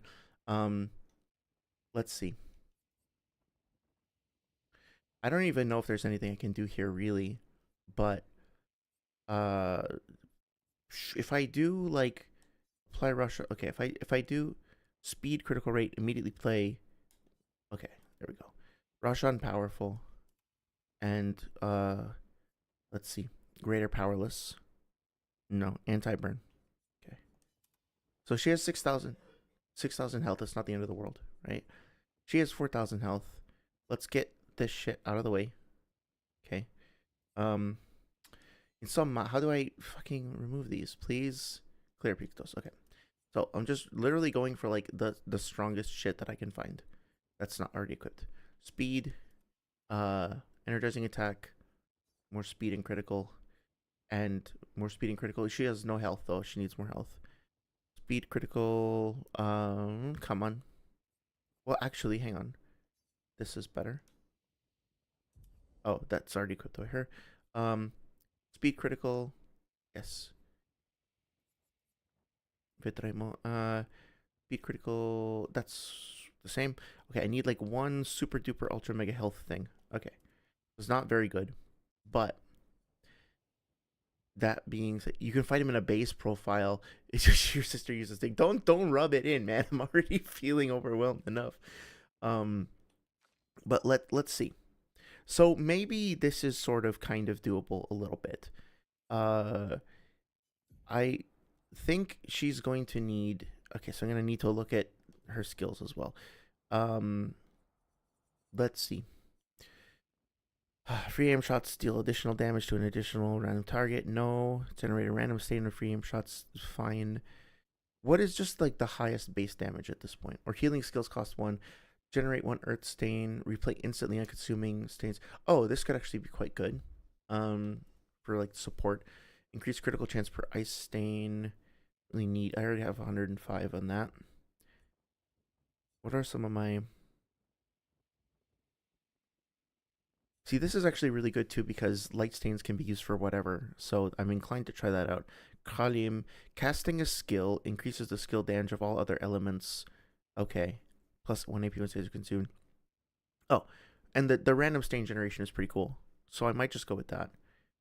Vitality and agility are the stats that will be used. Fire skills, not going to worry about that. What other things do I have that are highly... Using a gradient attack. No, that's too rare. Freeze self when falling below 30% health. Prevent the next instance of damage while frozen. On turn started frozen, remove freeze. Excuse me, that could actually be pretty good because that means that it gives me like a survival condition. So that might be worth trying. So for me, it's a choice between Snowim and Kalim, and I think I'm gonna try Snowim and see how that goes. For you, man, I haven't messed with her in a long time. Sun skills always apply 10 foretell. Let's see. I want to look for like get out of jail free cards basically. During Twilight, every time foretell is applied, it also affects another rent. No, don't need fire damage. Greater rush. That actually looks pretty fun, but I need something a little bit more straightforward for this. Increased damage. Base attack can consume. It's too complicated. I just need a dumb bonking stick. Don't charge. Sadon. Cieleson. I love the name of that fucking weapon is so fucking cool. Chatillon is like the one that I have that's highest damage anyway, and it scales with vitality and luck. But I don't really want to crit build on her. So what else do we have? Vitality and agility, vitality and luck, defense and luck. Do I have anything with S scaling? This is vitality and luck, but I don't want luck. But like vitality and agility, defense agility. Some like nothing here is really what I want. Okay, this is probably the best, right?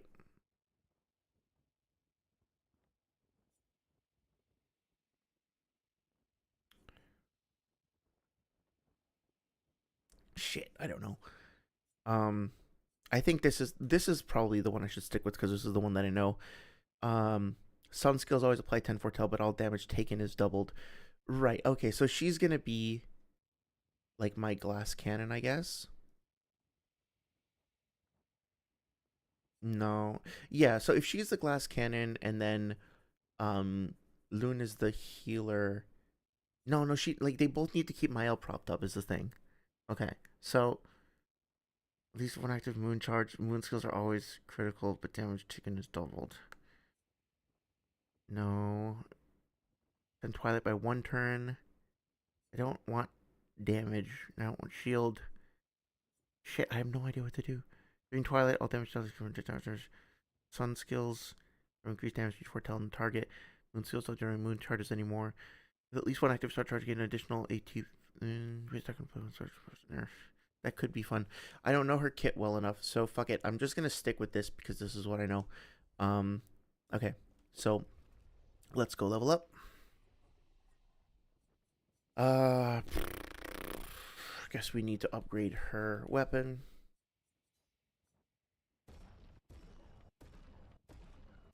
Okay, same thing with Lune. Um, I don't know if I want to upgrade this all the way. I don't know if I'm gonna like it. But the other one that she had that I really liked was, is it Saperium? Additional light stain. No, it was Kralium, right? Yeah. This is almost all the way upgraded anyway. So we get those. I don't want to spend all night fucking going over Pictos and Luminas, but let's just see if I can, like, doesn't really have all that much anyway. So painted power. I mean, like, where's Breaking Death? Breaking Death. Um, don't need attack. Well, I haven't touched this at all for like forever. Um, I guess let's just filter by favorites, right? Like, let's just literally just go with whatever I can find in here. Um, so where the fuck are the favorites? They're not showing up. Okay, so Claire's life. Don't need to worry about that. Base shield. Don't need breaker and cheater. Okay, Claire's life and cheater. Um, and I guess what else? At Death's Door. Breaking counter. Burning death. Sure, why not? Uh, burning break. That's not gonna do anything. Fuck, I don't know. I don't want to spend all night doing this. Critical break. So many different options. Maybe just like energizing revive. I don't fucking know. Oh, energizing turn, exhausting. Oh, right. I need energy master. Let's see. Excuse me, where are you, energy master? Okay, so I need some more for that. So let's just get rid of anything that I don't need. Auto rush, breaking death. I do need that though. Critical chance. I don't need that. Okay, so yep. Let's just do that. So we have Claire's life, cheater, energy master. Okay, and then same thing with her. Let's just do again. Remove all of the stuff that I don't need. Not gonna worry about optimization right now. Just gonna try to keep this very, very simple. And let's do, maybe auto rush is okay. Painted power definitely okay. Favorites. So let's do energy master, cheater, need Cleo's life. So let's get rid of auto rush. And is that gonna be enough? No, I think we need 40 or 30. Okay. And I think that's it, right? Because a second chance would also be good, but yeah, I think I would need to, like, yeah, okay. So this is fuck. I'm not confident about this at all, but I think what the game is trying to do here is really getting us to test both our battle ability as well as our Picto and Lumina management ability, as well as our ability to like synergize and strategize and plan with the different members of our team. So I feel like as much as I'm sure it's not super interesting to watch me like micromanage menus all night, this boss feels like a boss fight that is testing everything that we've learned, and not just like endurance like Duollistes. So I want to try to meet it where it is. If this doesn't go well in one or two tries, I'll probably just go to the other ending and practice this on my own later.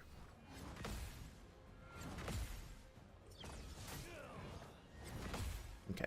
Already not great, but whatever. Oh, well, a part of what made the other build so effective, though, is like... One second. Yeah, a part of what made the other build so effective was the break on death thing, which did work, sort of. Okay. Sorry, let me catch up on chat. No, don't take it that way. I'm just as shocked. I wanted to see her fucking lose. I didn't expect her to lock in. Oh, no, it's okay. It's okay. I just I was literally just, is he inverted? What the fuck? Why the fuck is he inverted? Did I give him inverted affinity, or did Simon do that? I don't remember giving him inverted. Maybe I did. I'm losing my mind. No, I was joking. I didn't like literally take it that way. Don't worry. Sorry, it's still so mad that Verso can sleep with Loon or CL knowing he's going to betray them later. Like, what the fuck? Yeah, it's really gross and skeezy. Unfortunately, not all that uncommon. But yeah, kind of weird and nasty. He knows he's going to kill them and he can choose to sleep with them, lock him up. Yeah, I mean, like, I guess there's a sort of nihilistic thing where it's like, if you know you're going to die and other people are going to die as well, you know, why not like look for some love and some affection before that happens? But also, you could argue that it's like some form of like low-key assault because he's, well, not exactly, that doesn't feel like the right term. I don't want to be disrespectful of that term, but like he is like being dishonest and manipulative and creating false pretenses for this situation, right? Like, I don't know. I don't know if I really want to start this whole philosophical conversation, but like, if I'm about to go to jail and I start, like, if I'm going to go to jail in like 6 months and I start a relationship with someone and don't tell them like a few weeks in about that, that's probably unethical to some extent, right? Like I'm denying them the ability. No, Verso, of course he would shake his head no while I was saying that. Of course you would say no, you motherfucker. Okay, that just proves to me that I was right. So if he says no, we know it's yes. Um, Sorry, it says also I'm watching my girlfriend play Just Dance, and she's like, "How do you get tired so fast dancing but not flipping?" And I don't like that she's asking me questions I have no answer for.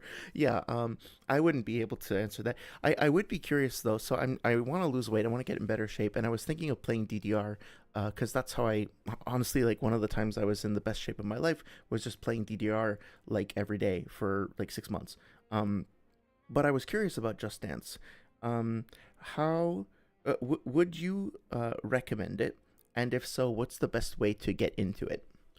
Let's try this. Okay. So, let's just slow this motherfucker down a little bit. Okay. Honestly, the slowing the enemy and making myself speedy is like going to be so important, I think.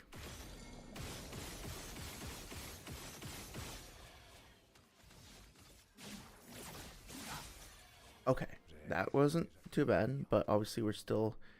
Wait, why didn't I get my health back? Do I not have Claire's life? Shit, I need to go fix that. If I don't have Claire's life, then I'm not going to be able to do this at all.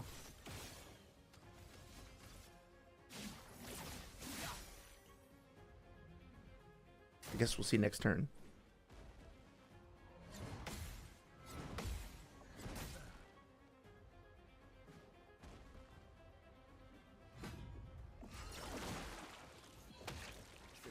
Okay, I don't. I'm probably not gonna be able to do this then, but well, I'll still try. I can still learn some stuff. I'm gonna give up just yet.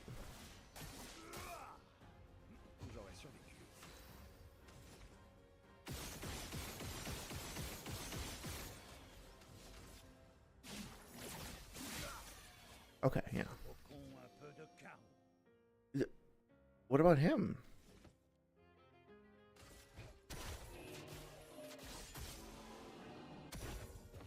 Okay, he does have it. Oh, I guess with oh no, Vestra does have it as well. It was just taking a while to activate. Huh. I guess another thing that I could do is I could use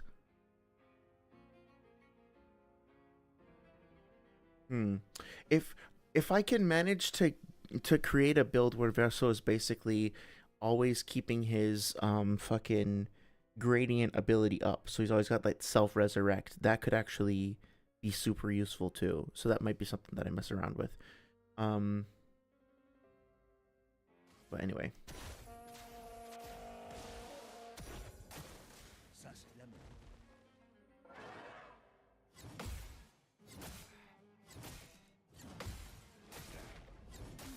Okay, son of a bitch. But that's fine. That's fine. He's already broken. He's ready to go. So that's actually just fine. No problem at all. Wait, no, not fortify, not fortify. Earthquakes. There we go. Yep, everything is fine and dandy. Would you recommend it? No, but if you think your girlfriend would play with you, yes. Or wait 1 second.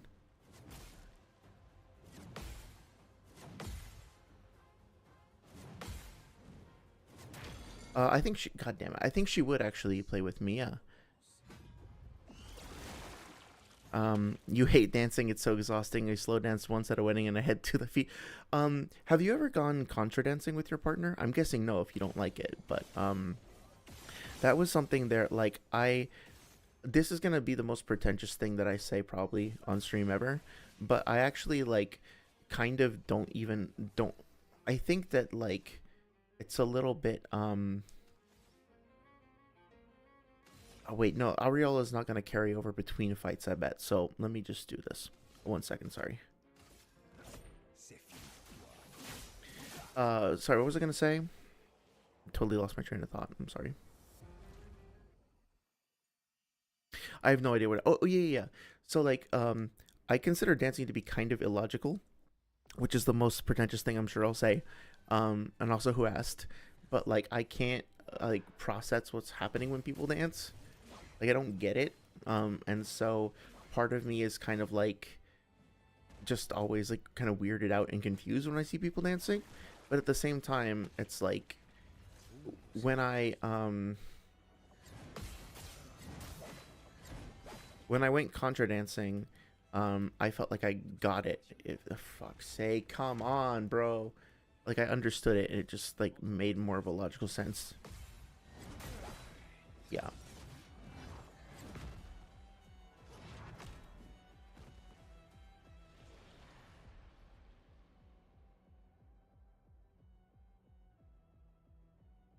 Okay, let's try. Let's just experiment a little bit. I mean, well, hang on a second.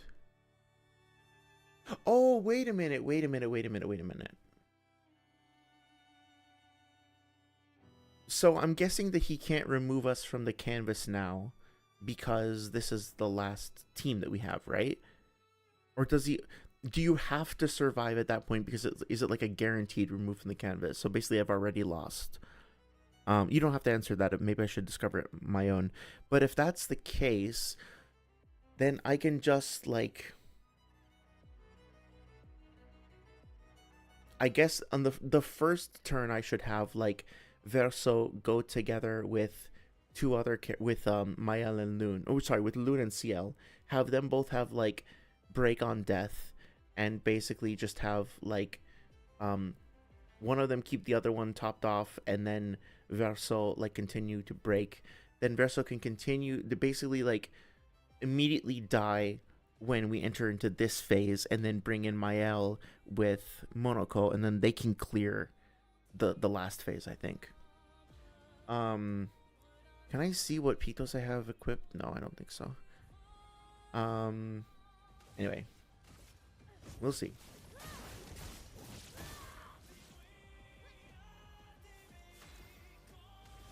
Of course, now I don't have the rush combo and stuff. I really need to. I need to double check that everybody has like break on attack or whatever. Oh, of course, now we're gonna.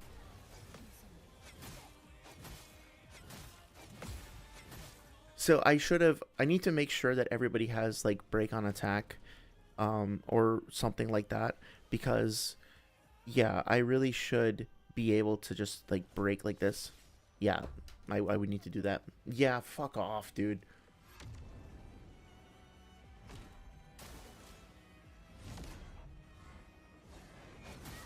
Yeah, and this is not helpful if like she can't survive that either. So basically, I wonder if I could do like solo Verso in the first fight, and then if I can somehow manage to survive with him throughout the first fight and then get to the second one, then have him die immediately, and then it would be like Mael, Monoko, and somebody else. So let me try one more time. If I can't do it one more time, then maybe we'll just go and like do the verso ending. Um, but this is really interesting actually. It's a little frustrating, but it's actually very very cute, very cool. So I need to make sure that she has break on attack. Break, where is it? Breaking attack. Breaking attack is 10. Okay, so let's take this off. Breaking attack. Okay. Monocle, I want everybody to have breaking attack because I want to just be able to break whenever I want. So, auto rush is very good on him though. Okay, let's take this off. Do breaking attack. Insomma, dov'è? Non lo trovo. Okay, here we go. For you, there's life, cheater, energy master. Maybe energy master is not as important as second chance to not get like broken away immediately. Okay. And then for you, do you have second chance as well? No, he needs second chance. But I can't get rid of any of this. Okay, so I'm gonna try. This is not gonna work, but I want to try it anyway.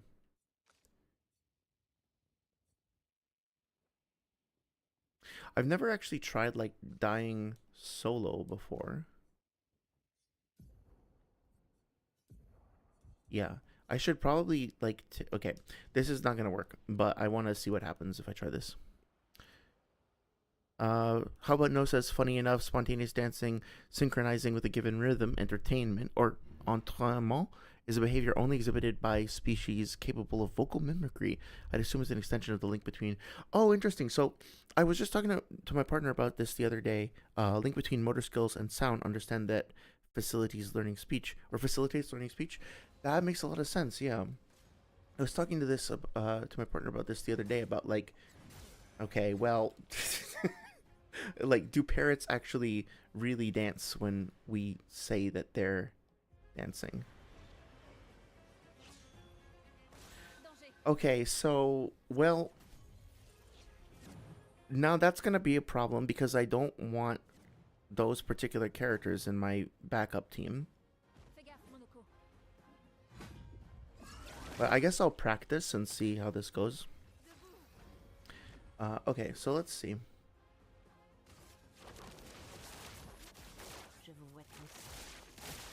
I mean, that does nothing. Like, that's the thing. These characters are not, like, optimized for shit. Although, if I had break there, I think at the end of the day, like, breaking death, like, I have to view death as an opportunity as opposed to a setback. That's the only way I'm gonna win this, right? So,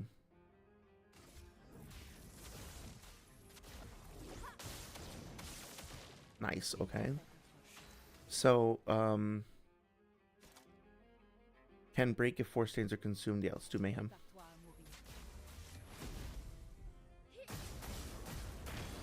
Okay, great. So, with caster,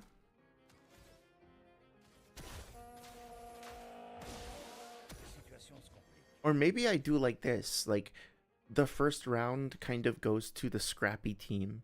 That's not all that great. But then in the second phase, like I bring out the heavy hitters or something like that. Off rip, you would have just assumed it's a form of synesthesia between auditory and kinesthetic senses. That's a really interesting point. Yeah, I like that. There we go. Okay. So I'm in Twilight, 50% damage. So let's see. I need better abilities on her as well. I need to go through and optimize all this. Low dark damage to all enemies. 3 hits. Consumes overtell. I think I just want to get like max foretell on him. Yeah, there we go. So I have 20. Okay. Now, consumes 1 foretell per hit for increased damage. Okay, let's try that. Okay, I mean, it's not nothing, right? And honestly, like, this combo, if I get it every turn consistently. Is Mayhem's only 3, right? No, not Gradient, excuse me. Okay. This might actually be sustainable. Like, I can tweak this and work with this to get through phase 1.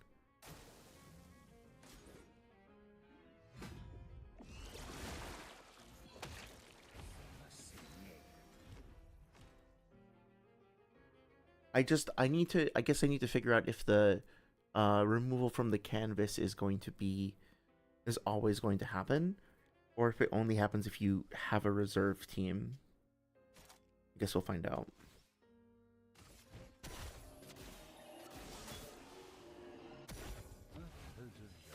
Oh shit, I did that backwards, whatever. Alright, so yeah, and like not having Energy Master, not having any like I'm so used to not having like a full AP bar on, or to have it feels very weird to not have a full AP bar on the start of the turn.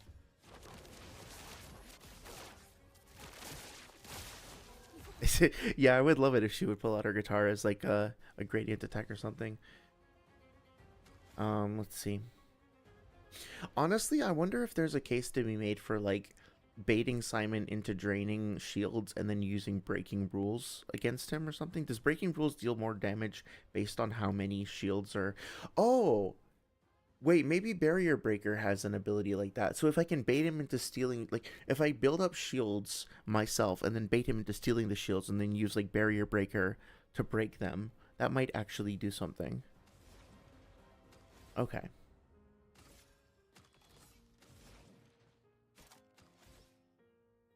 I guess I can also... I better save those.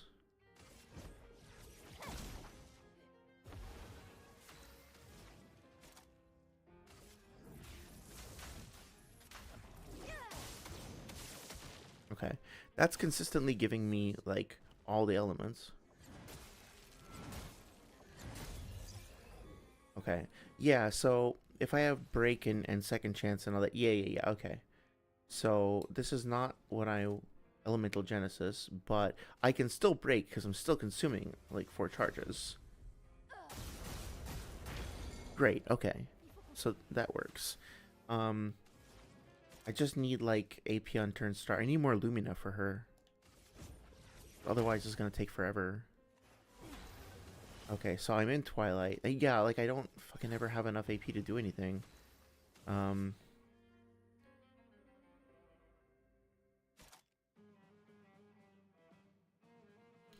I guess this works.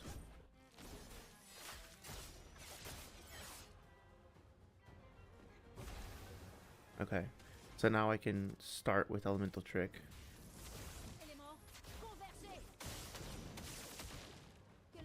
Yeah, if I just had... I think I need to put Master on her, whatever the fuck it's called. Tree of Life, cleanse all side effects and heals all allies. Sky Break. Extreme damage to all enemies, 1 hit can break. Element depends on which stains Loon has. That's cool. Yeah, so right now they're really suffering from a lack of AP. So maybe if I give Monaco like an ability to give them more AP or something. Okay. Yeah, he has to have some ability that gives them AP. I know he does. I don't remember what it is, but I think that will wind up being the most useful. Okay, I think this is doable. It's just going to take a lot of tweaking of the build and experimenting. Okay. He's still slowed, so I guess I'll do this. Okay, yeah, this is unacceptable for them to just have no AP all the fucking time. Shadowbringer, Doom, very high. Oh, that's actually great. Powerless, defenseless, and slow. And slice extreme. Since the beginning of the battle. Oh, interesting. Okay, that can actually be pretty devastating. Yeah, I mean, like, I never have any fucking AP, so these characters aren't doing anything. Let me just see if I do a marking card. Okay. So now can do Elemental Genesis. Let's see how well that does.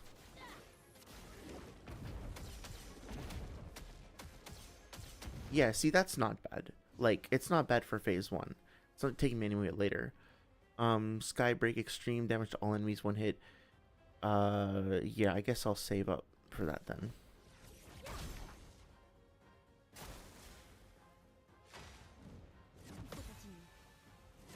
Actually, no, it's better if I let her die, because then I'll get a free break bar. And Monoko should be able to break on hit. I forget if I let her do that. Oh, but Doom can break. Let's try that.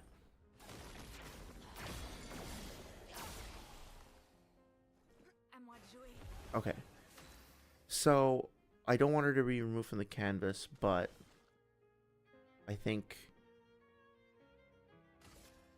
Let's see. Consumes 1 foretell for increased damage. I think that's what I want, right? Consumes all foretell to give AP. Applies 3 foretell and mark. Okay, yeah, so... Yeah, I definitely need to, like, give her better skills. This is not acceptable. But it's doing something. Okay, so the first thing I want to do is revive her, so she doesn't get expelled from the canvas. And now... Do I go with buffs or damage? I think... Let's see how much this does. I'm curious.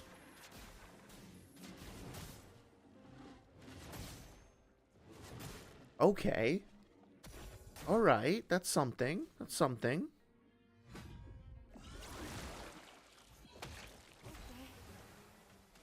Okay, we're doing something here. It's not a lot. It's very, very, very slow going. But it's something. And we need foretell. All the foretell. Okay. And now Lune can do... Sounds of Interrupted. Oh, I can do Break with Crustal Crush. I forgot about that. But I think literally just gonna keep going with this. Hey Ryoman, how's it going? Thank you so much for stopping by. Hope you are having a wonderful night.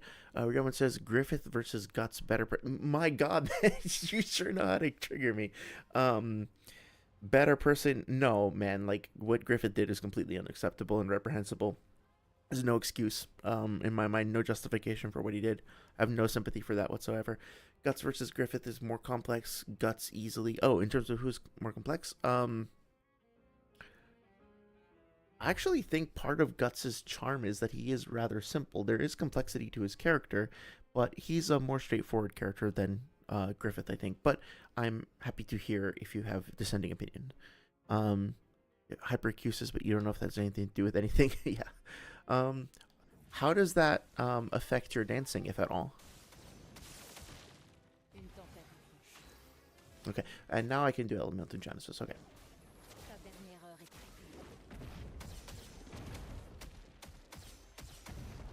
Okay, nice.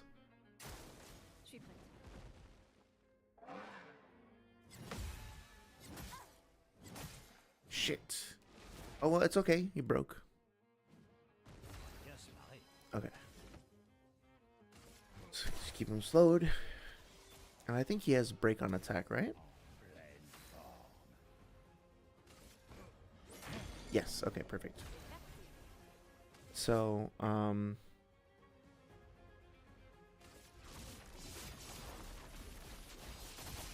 okay. And Twilight.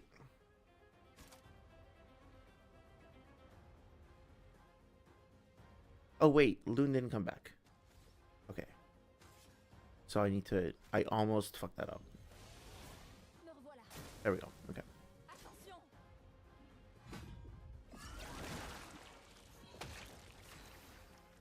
Right.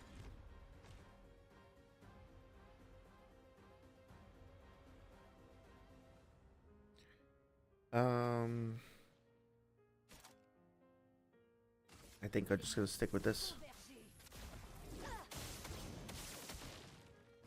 Okay. Yep, and another Genesis.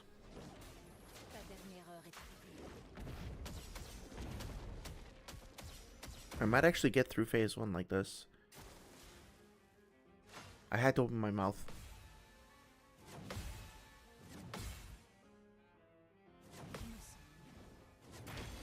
Oh, for fuck's sake.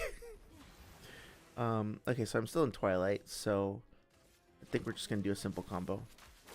Oh shit, I messed that up. Do I have anything to consume? Consumes 1 foretell per hit. Yeah. Okay. There we go.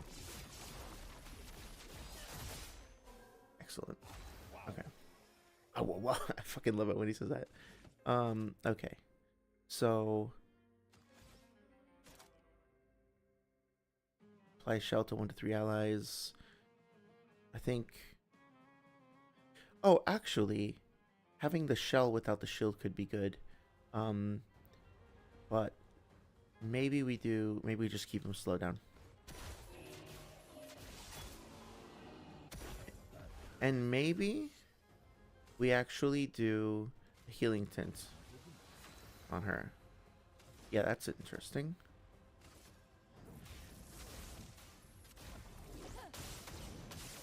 Oh, I know why it's giving me consistent stains, because I have over 100% crit.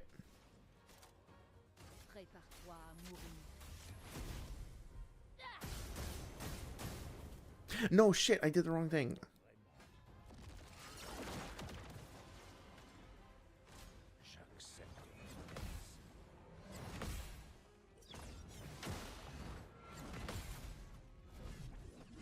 I meant to do Elemental Genesis, not Mayhem. That's fine. Okay, so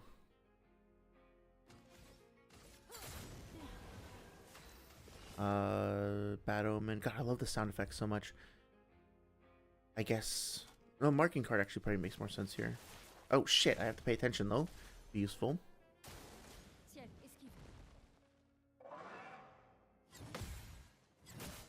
That's okay, because does she not? Oh shit, I don't have break on death on her. That's so stupid. Okay, I need to remember to do that next turn. Okay. So I guess I'll just elemental trick then. Just get the stains up for next turn. Yep, that works. What is her?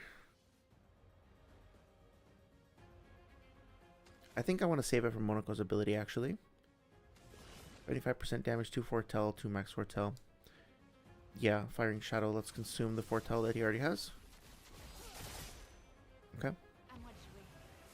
And now, I guess just basic attack. Okay, so it's a little bit silly, but boing. Okay, and now I should be able to just do this. Oh wait, no, shit!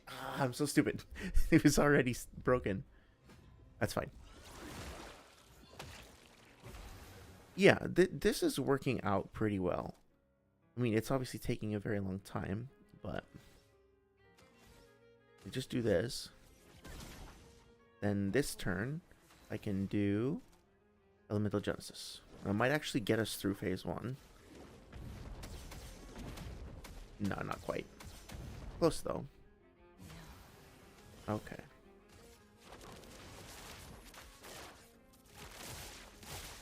And I think I know of a place to grind up Lumina points as well. So I have another option to do this, I think.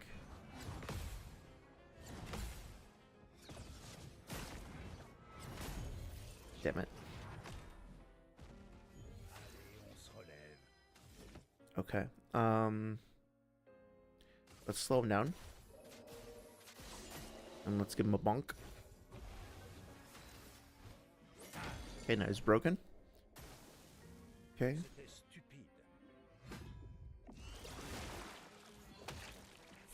Yeah, every time he does that, it's just like giving me a free turn, honestly. Firing shadow. No, I want foretell to be applied. Shit, I need to actually land that ability. Can I consume? Yes, okay. Need to get better at that. Okay, but nah, I don't have enough Yeah, I AP lack of AP is killing me with these characters. I feel like if I had like 50 more Lumina on each of them, this would be like so much, well, obviously so much easier. But it's not like I even need all that much, really.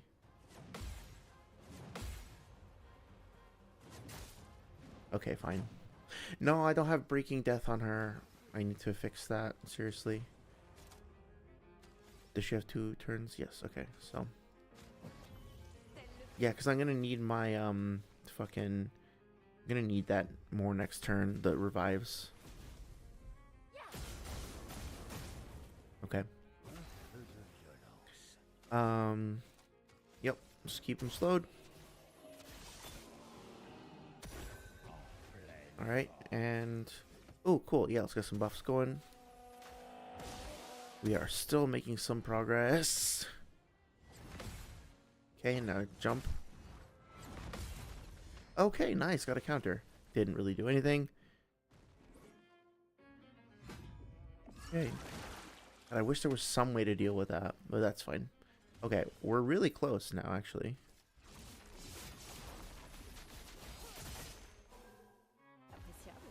Okay. Wait, no. Excuse me. Excuse me. Thank you. Okay. So.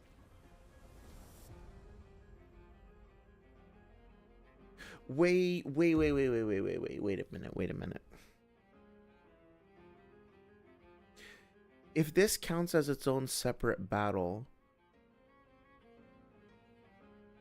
then I wonder how that affects... I might have done this the whole wrong way, actually. Because now the other expeditioners should be back, but just at 1 health, right? Well, let's see. Because that counts as a separate battle, not like a phase of the same battle. So this gives me a chance to like get the other party back. Yes, okay. Okay, that actually changes a lot. Okay, well, I say that, but... So I get both parties twice. Okay, so I think for tonight, I'm going to quit because I need to optimize and tweak stuff. But this is really, really cool. I'm definitely going to play it on my own. As a game dev, have a lot of respect for this boss battle. It is one of the best final, well, I'm assuming this is meant to be final, one of the more compelling final challenges that I've encountered. And it feels very hard, but also entirely fair. If I just like, you know, actually take the time to go through and study it and learn what it's trying to tell me. So I really like that. For whatever reason, I'm having a much more strongly positive, resonant response, so to speak, to that than to the other boss fight. I think, you know, it's fair to have a boss fight that is like, okay, this is going to be the tactics boss fight. It's going to push your tactical reasoning to the maximum. This is going to be the boss fight that really depends on, you know, reflexes and parrying and stuff like that. And I think that's what the chromatic, or the dualistes, is that what they're called? Duoliste. What they're supposed to represent is like the ultimate parrying gauntlet challenge. Especially since I don't think you can actually break them at all. Like I tried a whole bunch of different stuff, and it doesn't seem like anything I do actually breaks them. So I think it might be the sort of thing where, you know, Simon is just like a challenge that is geared specifically towards like build crafting and towards managing like long-term strategic planning for your party as a whole, and I really really like that. So I'm a big fan of everything that involves. I think it's probably gonna take me another, just knowing me, like 3 to 5 hours to figure it out, which is time that I'm looking forward to, and I'm honestly looking forward to it much more than the Dualistes, even though I really enjoy aspects of that boss fight as well. I think I'm not that to me is more exhausting because I think it's going to come down to a lot more memorization. Like basically, unless I can figure out a way. Now that I'm saying this out loud, though, the secret might be to like maximizing the difference in speed between myself and the opponent, like just keeping the opponent like suppressed the whole time. If I can do that and basically just like eliminate their turns as much as possible, I might be in a better spot. But anyway, oh, Rioman says, or how about No says Griffith be like, I could stop the trolley at any time, but would that be fair to the people it's already run over? Yeah, that's a good point. Or like, I've always really, really wanted to personally build myself my own train station, and if I stop the trolley here, it'll never make it to the train station. As a matter of fact, I could use all of the organs, the biomass from all of the people that are going to be crushed by the train to make a new engine that'll make the train go even faster. So like yeah. uh Griffith is a person. He's definitely one of the people of all time. um Hello, friend. The more you know. Oh, hyperacusis does tend to result in poor balance. Oh, that's interesting. Yeah, inner ear is pretty crucial to it and all that. I'm curious. I don't know how to phrase this without sounding accusatory. It's not my intention, but I'm impressed at the knowledge that you have in this topic. Is it an interest of yours? How do you know? How do you know so many things? Do you read books or something? Saria says, Expedition Zero was broken. Those motherfuckers had Verso, Renoir, and Simon. Oh, I didn't even process that. Yeah, that they were all part of the.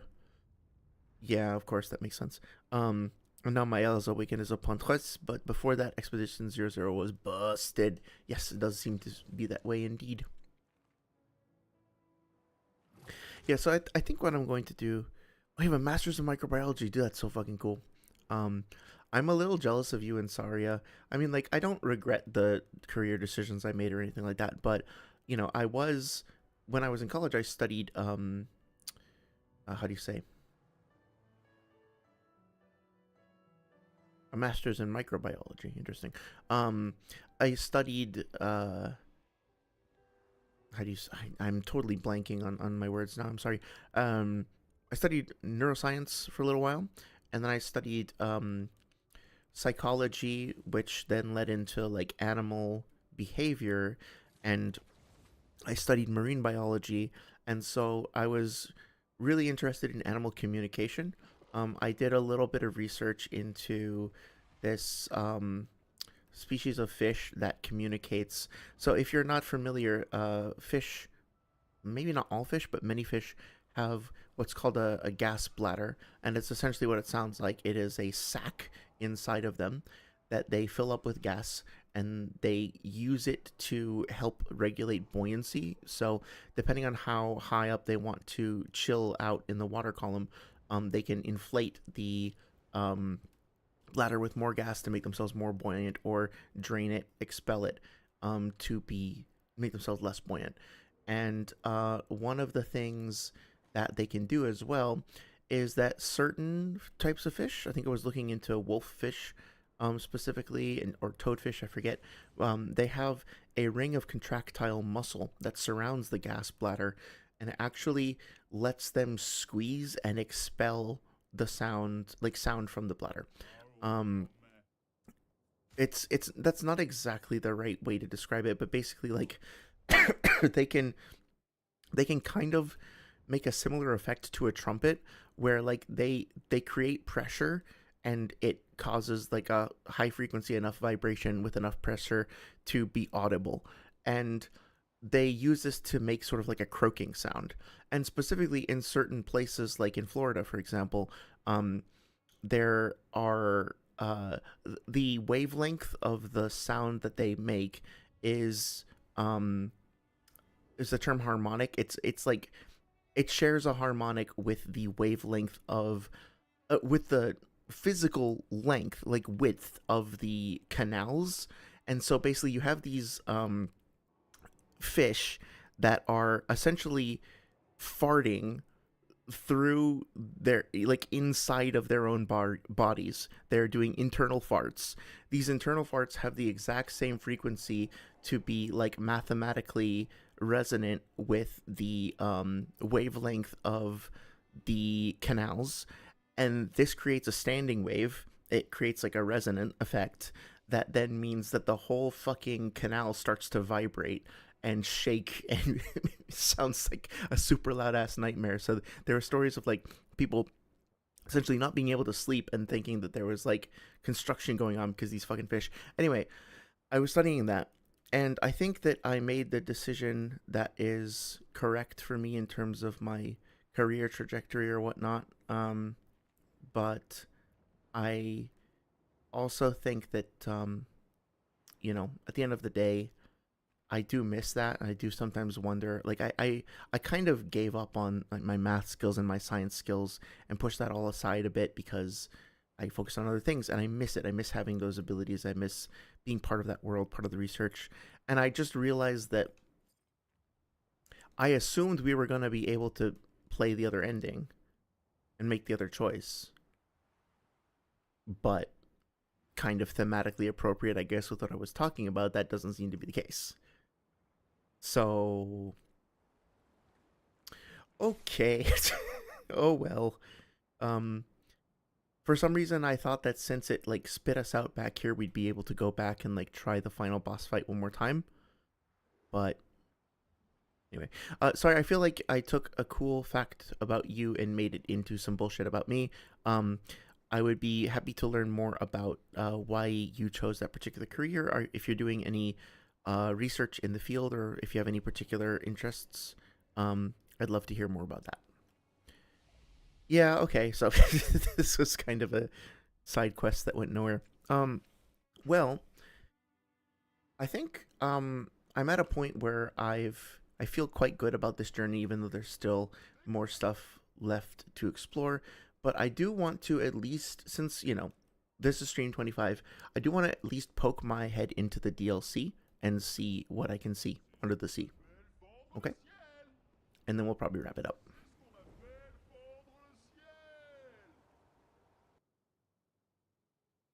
Oh, interesting.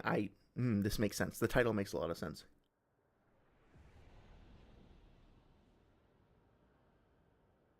What a wonderful contrast. Nous sommes dans l'une des couches les plus profondes de la toile.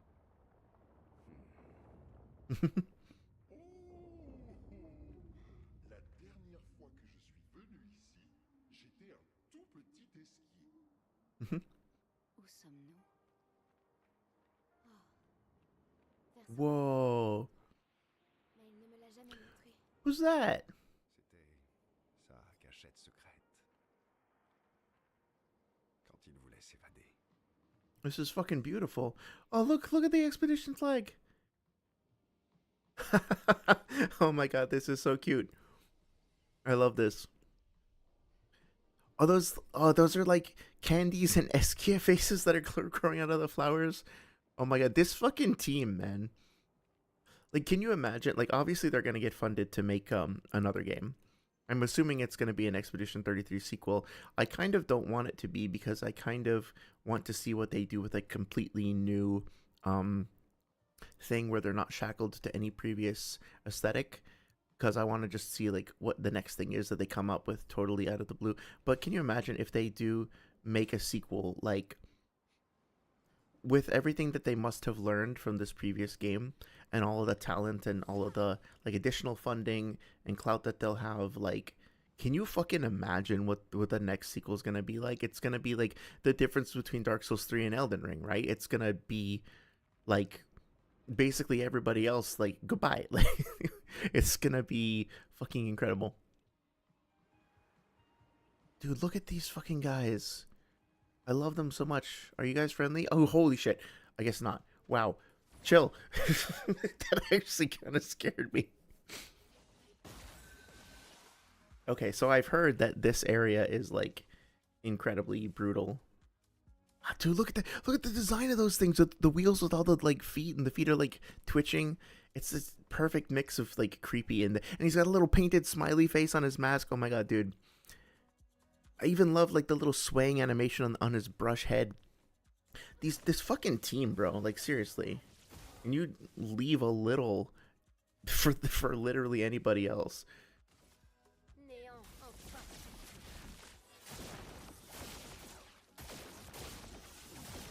Okay. All right. So even the music's really nice too. It's really fun. Kind of chill.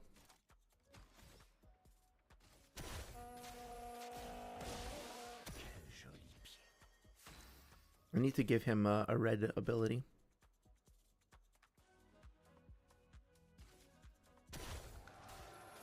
Now I can actually use shields again.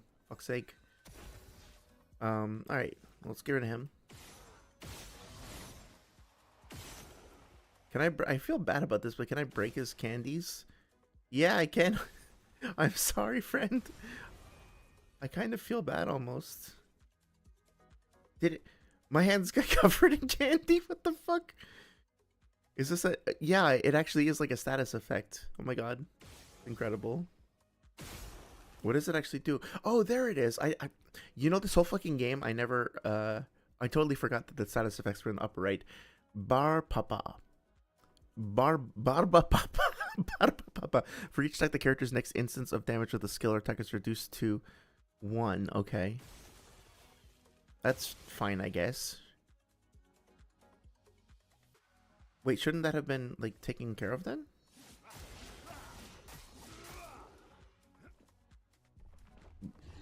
Barba Suset is not... Oh my fucking god, come on. Okay. The next instance of damage dealt with a skill... Or, okay. But... So, it should be the next instance. The next instance. Okay, it's still attached to me, but it's not actually holding me back. How about no Sazo, you're having to take an exam across the country for a shot at a mid-tier technician jobs. We've been making 25% more per hour than I already make at your warehouse part-time, so you probably made the right call. Oh shit, that sucks. Yeah, that's really rough. I'm sorry to hear that. It honestly, like, I'm sure I'm preaching to the choir here, but like, oh, sick. Those pictos are actually going to be really helpful against Simon. Preaching to the choir here, but like, I have a friend who also recently finished their master's degree in I'm not even sure in what. I think it was like aeronautical engineering, and they have been searching for a job for over a year. And oh, hi, oh, hello. I was not ready for that. Okay. You okay. All right. You know what? You just you just I'm not, I have nothing to offer. You guys clearly you have fun. My fucking god, bro. But yeah, I don't even remember what I was saying. I think I was saying something like that yeah, they've been searching for over a year, and basically like they had to move back home with their parents, and their parents are pretty conservative, and they don't really get along, and it's very uncomfortable, and it's just like there's just nothing. It's like a total desert out there in terms of employments. They're very intelligent, they're very hardworking, they're very qualified, and there's just nothing out there. It's not fair, frankly.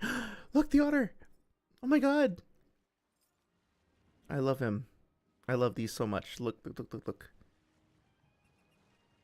God damn, they even made little cheep sounds. I'm pretty sure. Yeah. Oh my god. You guys are crazy, Sandfall.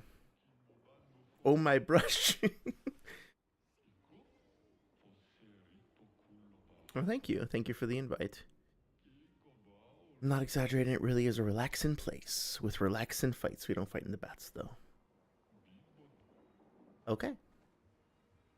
So fucking pretty. Look at that. Can you pop the balloons? Maybe if I get closer.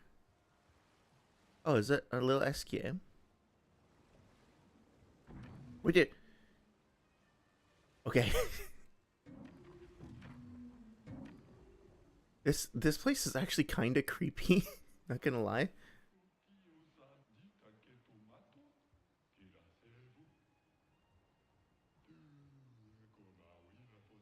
Interesting. Once every 2 years. So are these? Is this meant to be literally like copies of Francois, or is it meant to be like the same species as him? I wonder.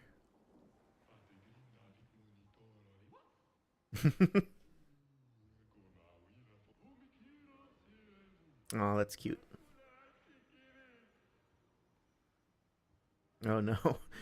Oh yeah, sorry. Did you have you seen that video by Seals Are Good? The fucking geez, chill.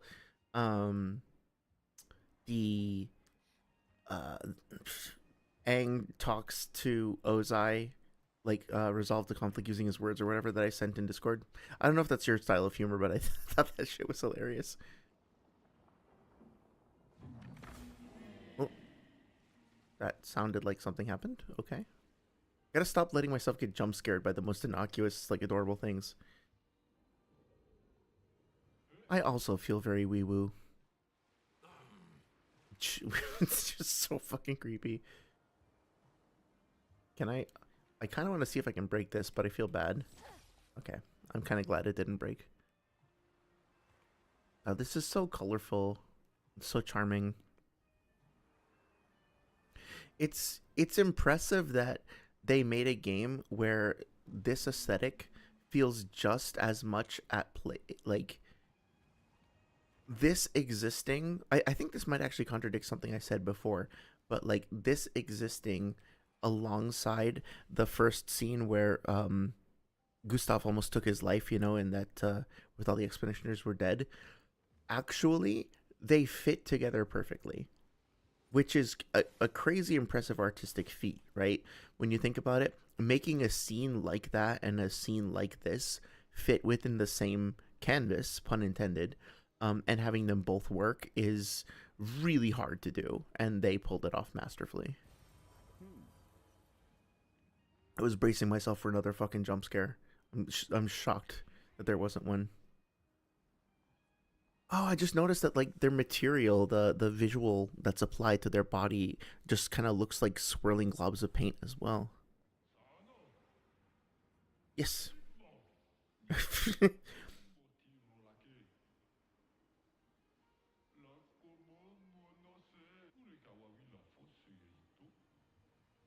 Hmm.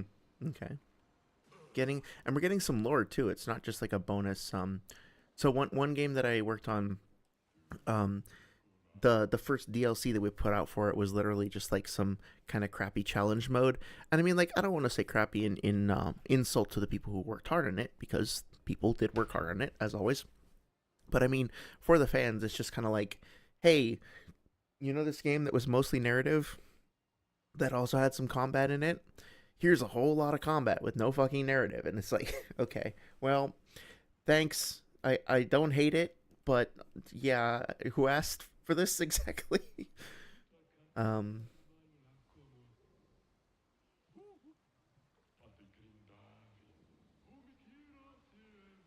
no, that's really sweet. I'm never gonna get used to this. Oh, base attack applies to. Okay, that is gonna be super fucking useful. Why do I feel like this is kind. Is this gonna be the level that kind of divides the community? Like, the people who fought Radon before and after the nerf, like, oh, you only beat Simon with the Pictos that you got in the DLC. Oh, that doesn't really count. Like, I can just hear the Reddit post now.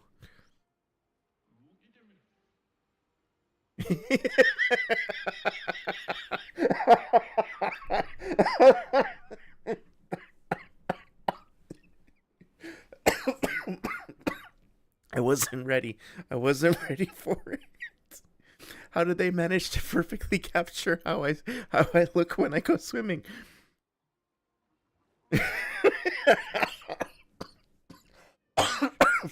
Fucking dying, dude.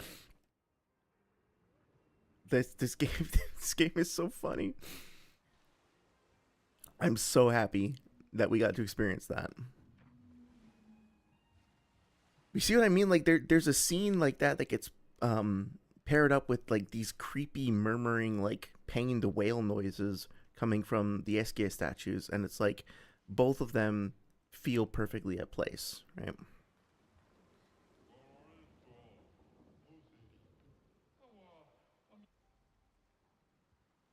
Just on problems requires just cause solutions.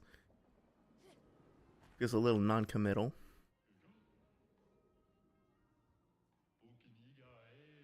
Recreational buddies. Oh, yeah, sure. Tickles. Why do you have fully modeled toes? I'm not okay with that. He's still fucking going at it. Okay. What's your problem, little guy?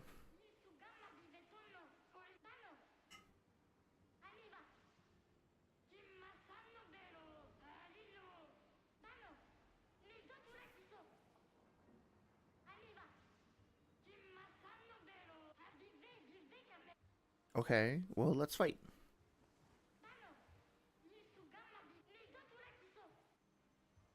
Can you just move, please? What? I didn't expect that to work. Beautiful. What does this do? I have to know. That was so fucking cool. Base attack moves the bestial wheel to heavy mask. Okay. Heavy mask gives 1 shield to all allies. This is pretty good. Damage taken are reduced. Yeah, that's pretty fucking good. This definitely feels like they're like, hi guys, if you're struggling with the end game, here, let us throw you a fucking bone. Oh, is this like a mini game? Can I land in the? Whee! Oh, look, the little toy boat. That's adorable. This game is so fucking good, bro. Oh yeah, cool. The best arrows get my best treasures. I see. Hello, friend. I was terrified it was about to leap out at me or something. Okay. Oh, good. They were actually slightly humane and put like a shortcut back up here to try again. Thank you. Thank you very much. So, I am a little concerned about the implications of if it still going. If Esquia is literally a wineskin, why is a child's like favorite toy and source of comfort and joy and all that a wineskin? Like, isn't that like slightly problematic? I mean, like, what does it say about like was Verso as a kid like a child alcoholic basically? Were there hallucinogenic? Was he fucking ripping absinthe as a kid? Is that why this place looks like this? Wee. Okay, that was moderately satisfying. Give me some trash. Okay. I don't want to. I suck at platforming stuff, so I think I'll leave that alone for now. Hi, friend. Battle wound dealer, some lighting the water. Oh, that's cool. Hello, duck. Slightly terrifying. Say that a mighty creature, tall as the trees and round as fluffy, tasty cruller, used to roam this extremely peaceful land. There's supposedly a malevolent brute whose voice shook the bristles out of Clair herself. Oh, interesting. Or so say the legends. I wouldn't trust that particular fact. Yeah, yeah. It would be nice to see,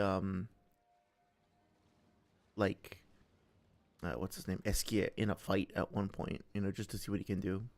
But also, that feels like it would be kind of missing the point. Oh my god, what the hell is that? Is that a Francois on a fucking... The door? What the fuck? Hi. I guess I have to deal with this first.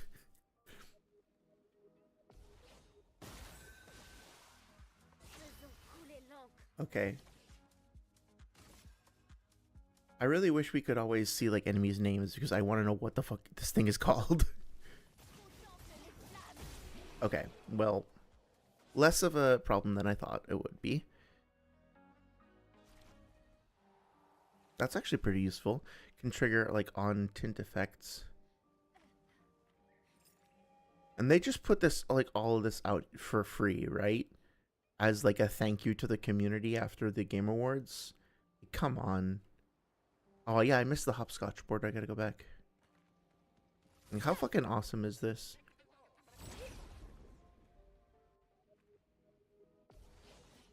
Well, it's getting kind of late, but I want to go at least for a little bit longer.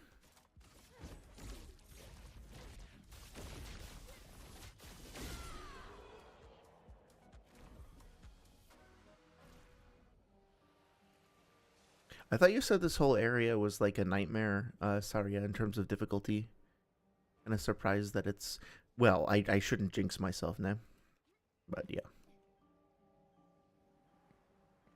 So peaceful right now. Oh, wait a minute. Is there like a mini game here? 6. Turned red. I'm hearing some sort of vibration noise. Technically, all noise is vibration. That was silly to say. Oh, is this... I have to find the numbers like on the hopscotch board from before, maybe? That's cute. I do want to go meet this terrifying looking thing over here. Hello? Oh, it's gingerbread. Oh god, that's terrifying.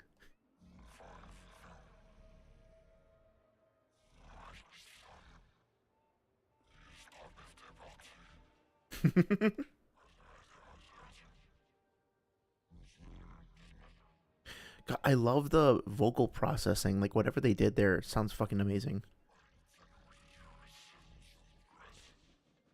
Elle veut du gâteau. Mais c'est une porte.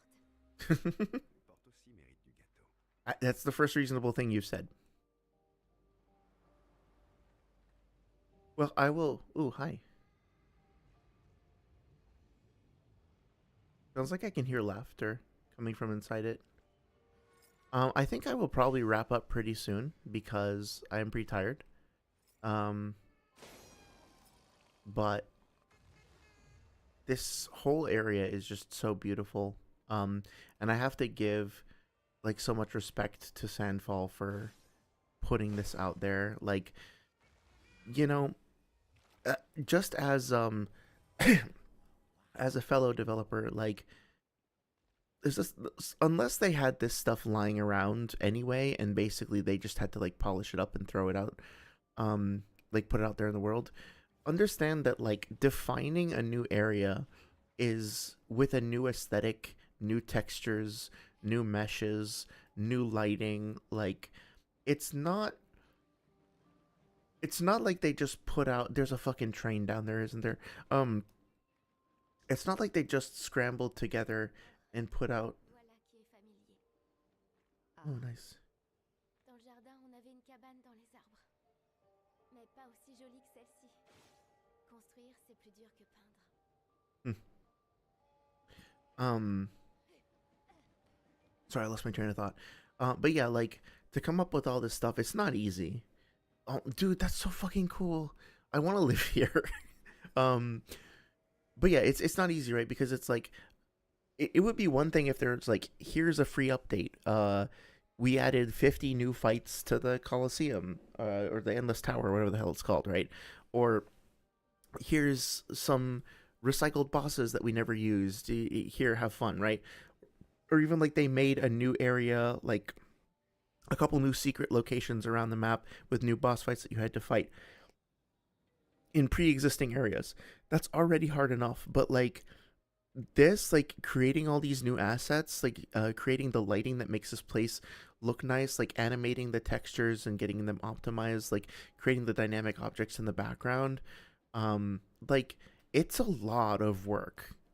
It's not something that you just like throw together, unless this was them like reusing material that they had previously that they just didn't have a chance to put in the base game.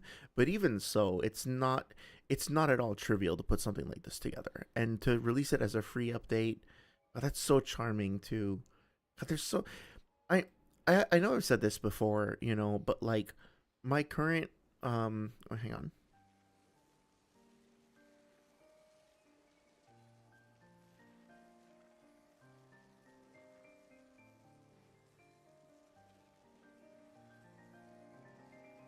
Even that's fun.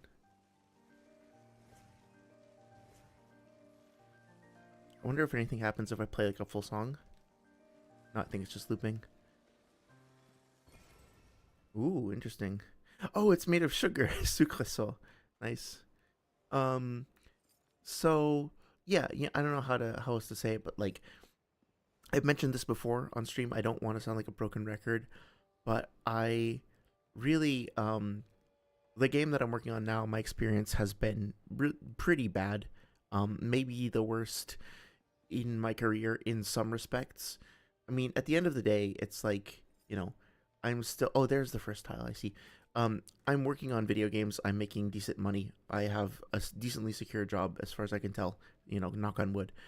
I really have nothing to complain about. I'm very lucky. But at the same time, I have worked on jobs where I've been, like, had to crunch for months and months and months on end, where I've worked with literally crazy people who are, like, egomaniacs and, narcissists and stuff like that, uh, with abusive, toxic behavior.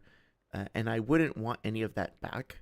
But I felt on those projects that even some of the ones with the most, toxic behavior, that at least the directors who were being toxic and were like yelling at us and stuff like that, at least I believed in the vision of what they were doing, and I could be like use the sort of Gordon Ramsay approach of like, well, they're just trying to get the most out of us. Like, I still didn't agree with their behavior, but at least I felt like when I endured the things I was enduring, so to speak, that it was all part of the pursuit of this actual, like, artistic vision, that I would have something to be proud of at the end of the day. I don't have that for this project. This project, for the past year, I feel like pretty much everything I have contributed to it has been eventually discarded, or redone. Not because like they were like, oh, your work sucks or whatever. More just like due to production problems, like work winds up getting redone, and thrown out unnecessarily with like thoughtlessly, basically. And the game that we are making, I can't say anything about it other than that it's a remake, and I am very skeptical about remakes in general after like my like ruminating on Demon Souls remake for a while. Silent Hill 2 remake was okay. I really enjoyed it, but like I enjoyed it because it kind of did its own thing. Demon Souls remake, very troubling, which I can talk about separately. It's more like a Demon Souls remake, and so it's just like every day for the past year I've been showing up and like contributing to this product, which really doesn't feel great. It feels kind of gross. It feels like it is sort of inherently disrespectful and apathetic and incurious about the work that it's derived from. And every time I try to go out of my way to, contribute and to try to push myself and stuff like that, I feel like there's no fucking point, because whatever I do is going to get discarded. It's going to get redone. It's going to get treated as like a janky prototype. And then like, I can't like claim ownership over anything. Like I would love to volunteer overtime. I would love to crunch, if just to be able to say like, hey, I actually worked on something and I worked hard on it, and here it is. They won't let me. Like, everything gets nickeled and dimed. And I don't want to whine about this all night, but I'm just saying that like, it's probably the project that I've been on that I am that I am like the most feel the most like disempowered and the most frustrated about, and it's the one that's brought me the closest to being like, do I even really want to do this? Like, it's taking all of the fucking joy out of the experience. Not only do I feel like I'm contributing to like this nothing of a product, but it's also like, literally, if I didn't show up for a week, or if I showed up and worked overtime every single day, it would be the same, because like, whoa, that's cool. That was fucking awesome. Because like, it just gets erased or discarded anyway. Like, it's impossible to get people Anyway, I don't want to fucking whine about this all day. The point that I'm trying to make is that, like, while I am having this shitty fucking year working on this nothing burger of a game, Sandfall releases this, and Saria, you help sort of bring it into my life, and it's like, it's hard to imagine a more explicit juxtaposition uh between what I've been working on and what this game is. It is the literal polar opposite, and it's like the antithesis in the best possible way to the thing that I'm working on. It's what the industry needs like so much of, right? And it's just, and getting here and having this be like just free. Oh, Tu veux dire François? Non, ce n'est pas François.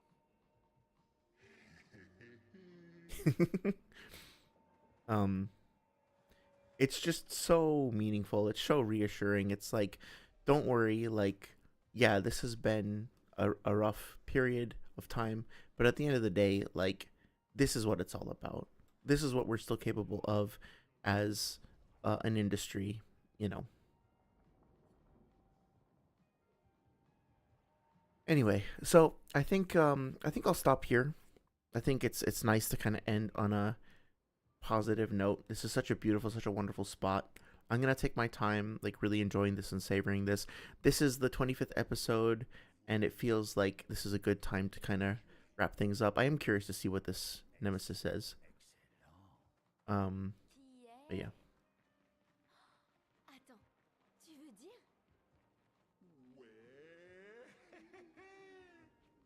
I have to know.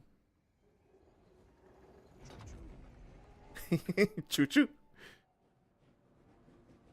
Ah, dude, that's so fucking cool. Look at this shit. Look at this. It's so beautiful.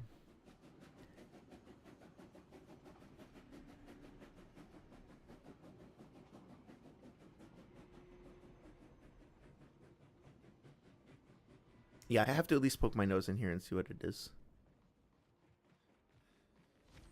But then, yeah, what a great place to stop. I feel so positive about this experience. There's still more to discover after over 100 hours between my various playthroughs, and just celebrating a rare and beautiful and lovely entry. Okay, in the canon of like video games that restore one's faith. Préparez-vous à du grabuge.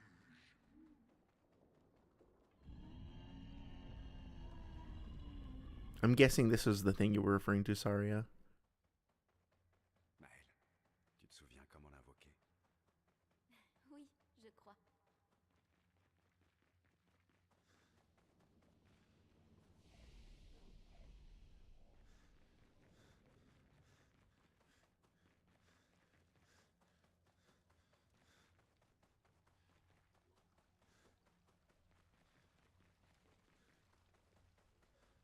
Whoa, holy shit. Is it going to be like another Eskia?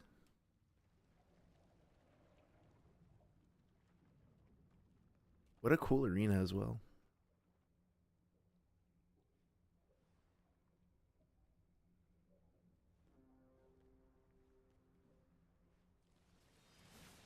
Nous sommes les guerriers de la légende.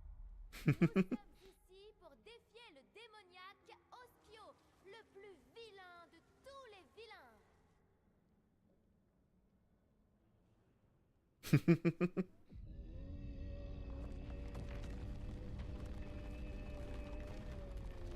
Yeah, it really is adorable, Saria.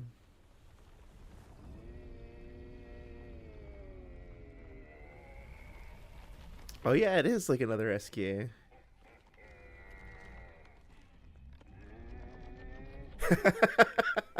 I love him. Was it like Eskia basically like dressing up?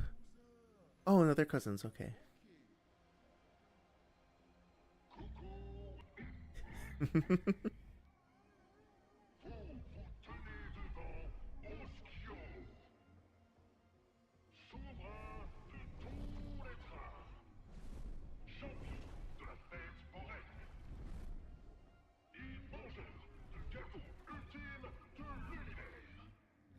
He's got like a transparent cosmic body. Plein de nouveaux titres. Mais pourquoi t'étais comme ça, la tête sous l'eau? Je retenais ma respiration le plus longtemps possible. Mon record? Holy shit. Oh, bravo! Le mien, c'est 6000 ans.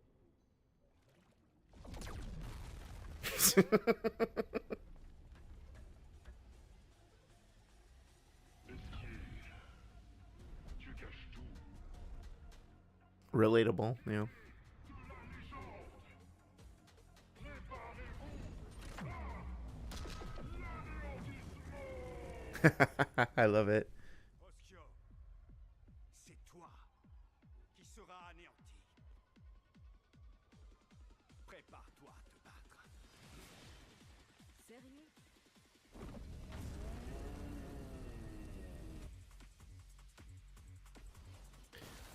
I'm guessing this is going to be the nightmare you mentioned, but I am curious to see like what happens if we just poke into it a little bit.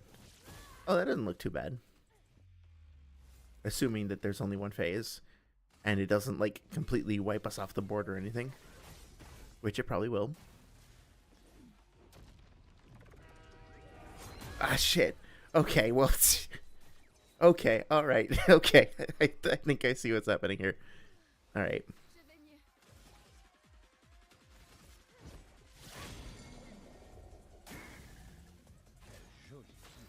mieux. I can't stop now. I have to at least give it a try. Ah, whoa, whoa. Okay,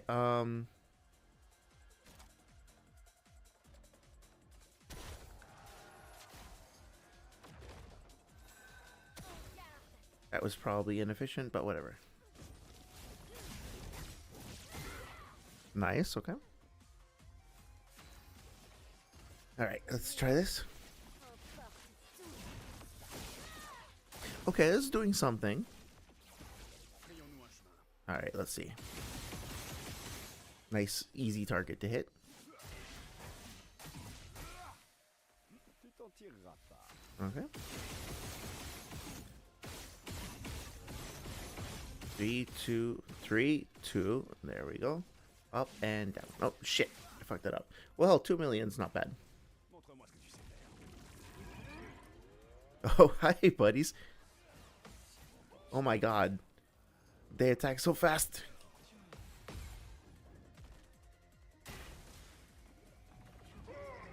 Beautiful. Ah, what the fuck? I have no idea how I pulled that off. That was insane. Okay, yeah, I love this guy so much. Okay. Yeah, I think I'll just break him. And then I think I'll, yeah, do this and then use my second turn to bring back rest. Shit.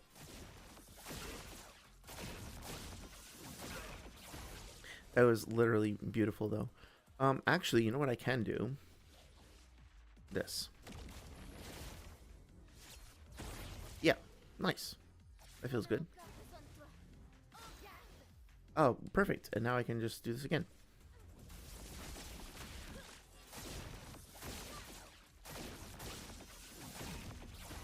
Nice. And sometimes a little spamming can be very relaxing. Attention.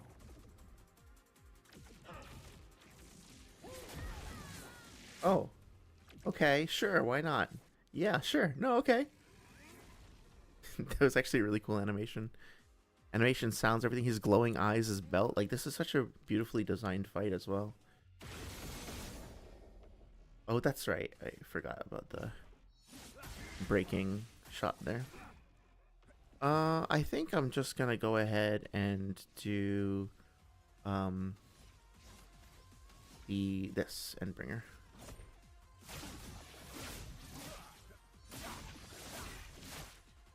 Yeah, that's quite good. And now I can just do this. And then I can buff everybody. Why couldn't the Simon fight go this well? I'm guessing this is just a preview and then I'm about to be annihilated on the next turn. But I can't help but feel like it might be fun to try this.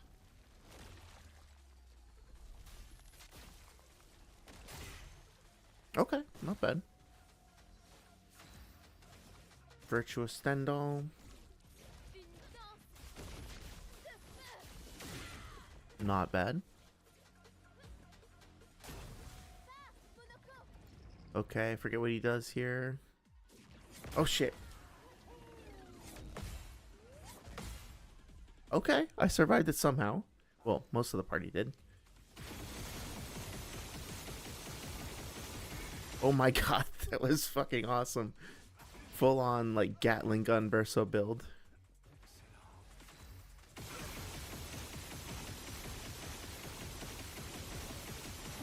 He doesn't seem to be taking damage anymore.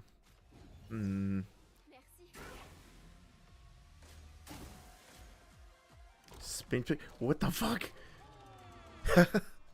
The fucking air horn. Oh my god. Yeah, I figured that couldn't be it.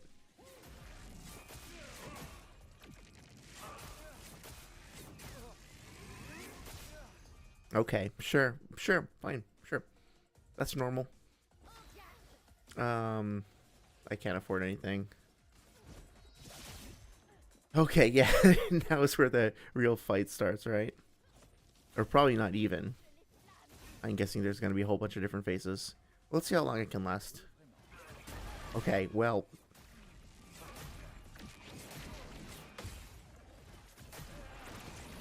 Did he just piss a laser at me? Oh my god. 16 Barbapapas. Okay, sure.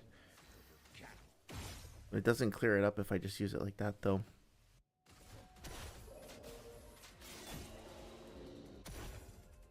Are you saying that the... Oh, yeah, okay. I clearly did not know, but I caught on pretty quick. Does it... Should I, like, be shooting the buckle or something? I don't know. Or the spikes on his back. Well, I actually think I'm going to leave it there because... There's a really interesting, really fun, really cool fight. Obviously, I'm not going to win my current level of tiredness and everything, but... Wow, really, really fucking cool. Roided out heavyweight champion, Shadow the Hedgehog over here. Just want to say thank you again to everybody who has participated in this journey. Obviously, Saria for recommending this in the first place. But everybody else who's been like so supportive and communicative and everything. Really just been a delight sharing this with y'all. Maybe I'll play a little bit more because I kind of want to see how long I can last. Yeah, I don't want to end just yet, but I will be wrapping up pretty soon. Damn, like those Barbapapa stacks are... I'm not exactly sure how it works with like consuming them because they don't seem to be going away. And now I'm doing damage again. Okay. Yeah, let's see. Okay, that did 1 damage. Oh, is it just for basic attacks? That makes more sense. Well, let's see. Medium earth damage to all enemies. Shell. Maybe we can go with some shields. Oh, actually, I should probably resurrect my elf first. Okay. Okay, and now I can... You know what? I'm gonna go with buffs. Because he's already debuffed. Okay. So, let's do Burning Canvas.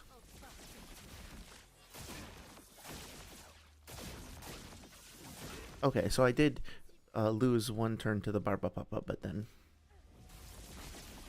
got normalized after. Cool. It's a really interesting debuff as well. I do kind of wish debuffs... Oh no. Yeah, he is pissing lasers at me. Ah, shit. Oh my god, dude. This guy's such a troll. I love him. It's so fucking funny. I didn't see that coming at all. That was great. That is fucking genius. I love that. Okay. Well, of course, the Barbapapa.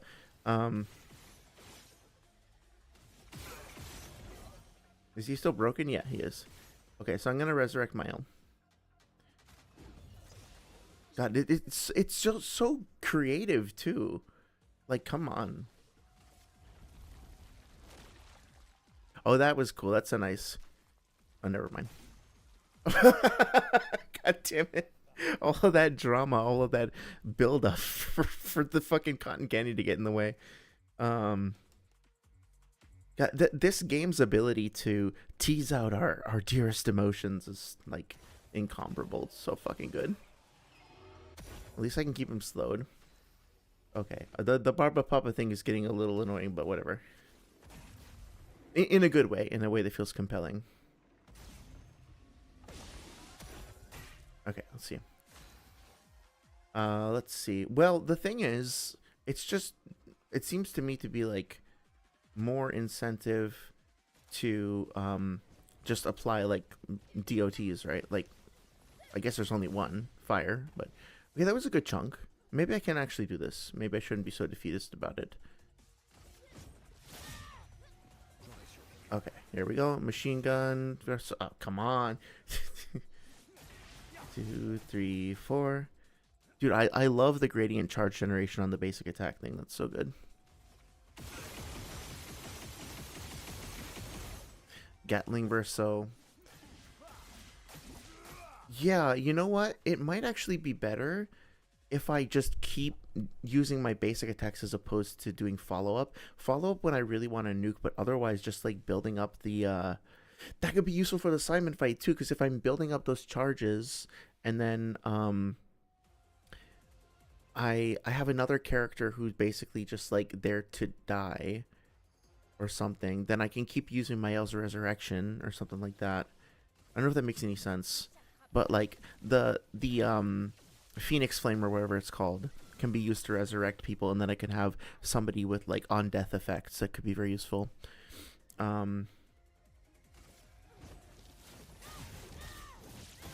Nice. Okay. Yeah, this actually isn't too bad so far. I had to say something. I had to talk. Okay. Well, does she keep the Barba Papa stacks when she dies? It's kind of hard to tell. Oh, wait. I can just boink. Yeah. Honestly, like the fight against the whatchamacallits, the Duollistes, probably wouldn't be so bad if I could actually break the motherfuckers. Yeah, I'm just gonna keep going with this. I feel like it's not all that nuanced for me to keep just applying burn, but I love damage over time so much. I wish there was a couple more DOTs in this game, like poison, but I'm just like, not that that's a flaw with the game at all. It's just like I really enjoy poison damage as a concept for some reason. I like DOT builds. So yeah, even though that didn't like really do much by the way of actually, hang on one second. Gain one additional perfection, applies Aureole.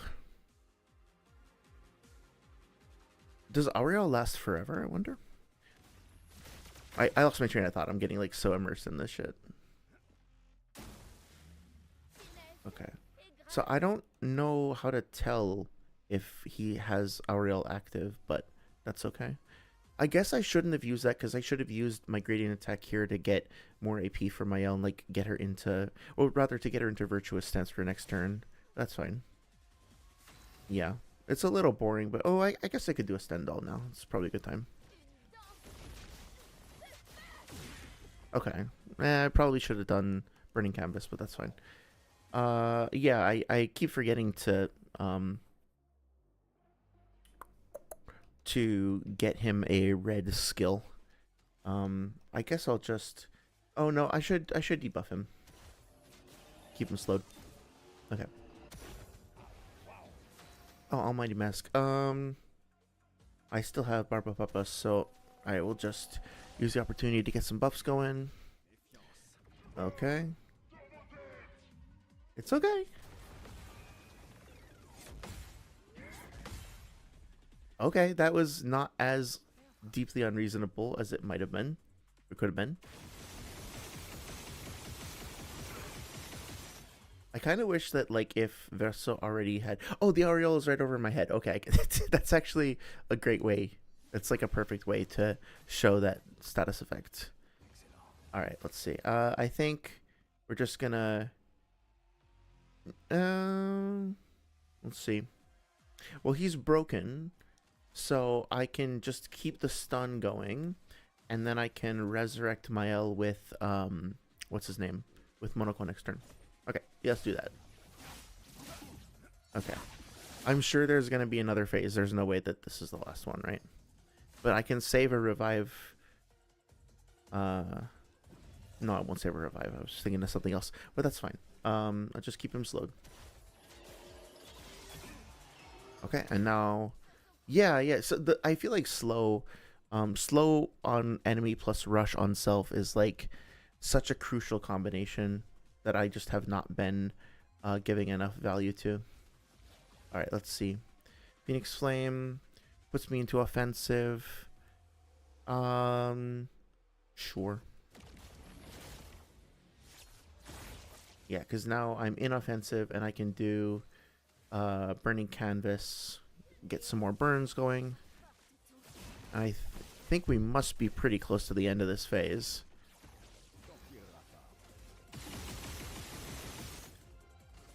Get some Gradient Charge build up. Yeah, this feels pretty good. I'm guessing he's about to start switching over to whatever he's going to do to us next. So that's cool. It feels like I have a meaningful choice between building up Gradient Charges or going for a nuke at the end of any given turn, which feels impactful. Okay, let's just... I can tell that this is going to be... he's not taking damage anymore, really. Seems like his health bar is capped. Yep, okay, that's fine. Oh, what the fuck? No.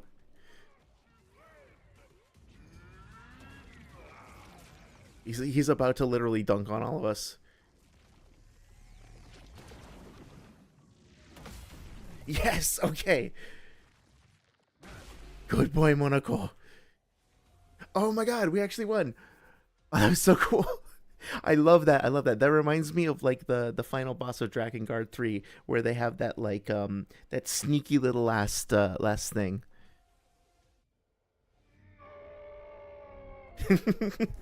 Hooligans. The power of hooligans prevails. Oh, let me guess. That was all phase 1.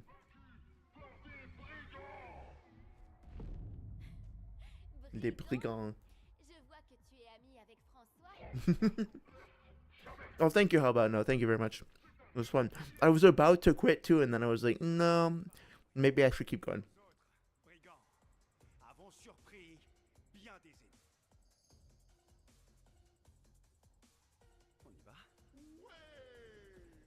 Oh, maybe there is more.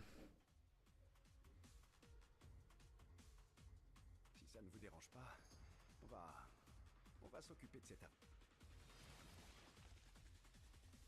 Okay. Please, I'm fine with whatever else. I just don't want to have to do all that again.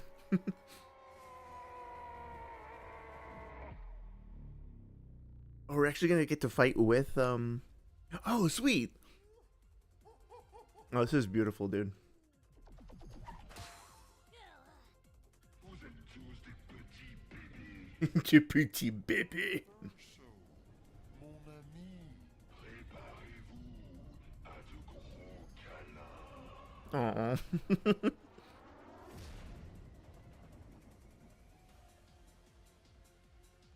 On en finit. It's just so charming. Aww. Frayons-nous un chemin. Tu n'as d'autre choix que de partir. Oh, I see. Interesting.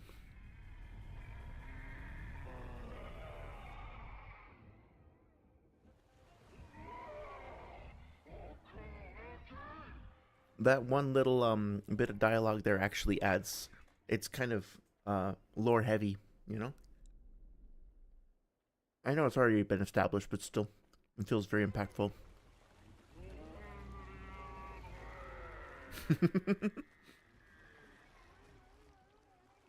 Bye, friend.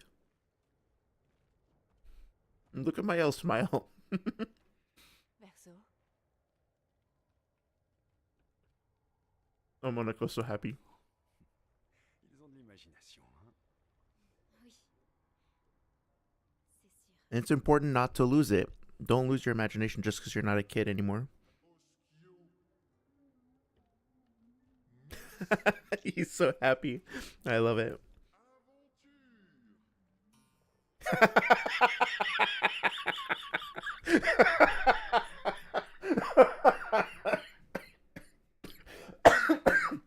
Oh, that was so good.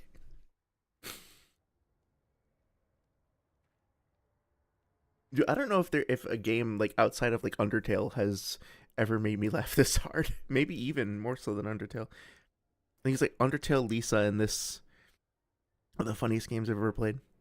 Actually, just I had some great laughs out of Fallout New Vegas too, but like this is fucking great. Oh, hi.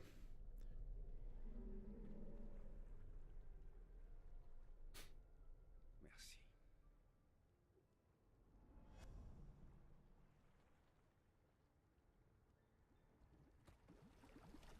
She just grabs his entire fucking head.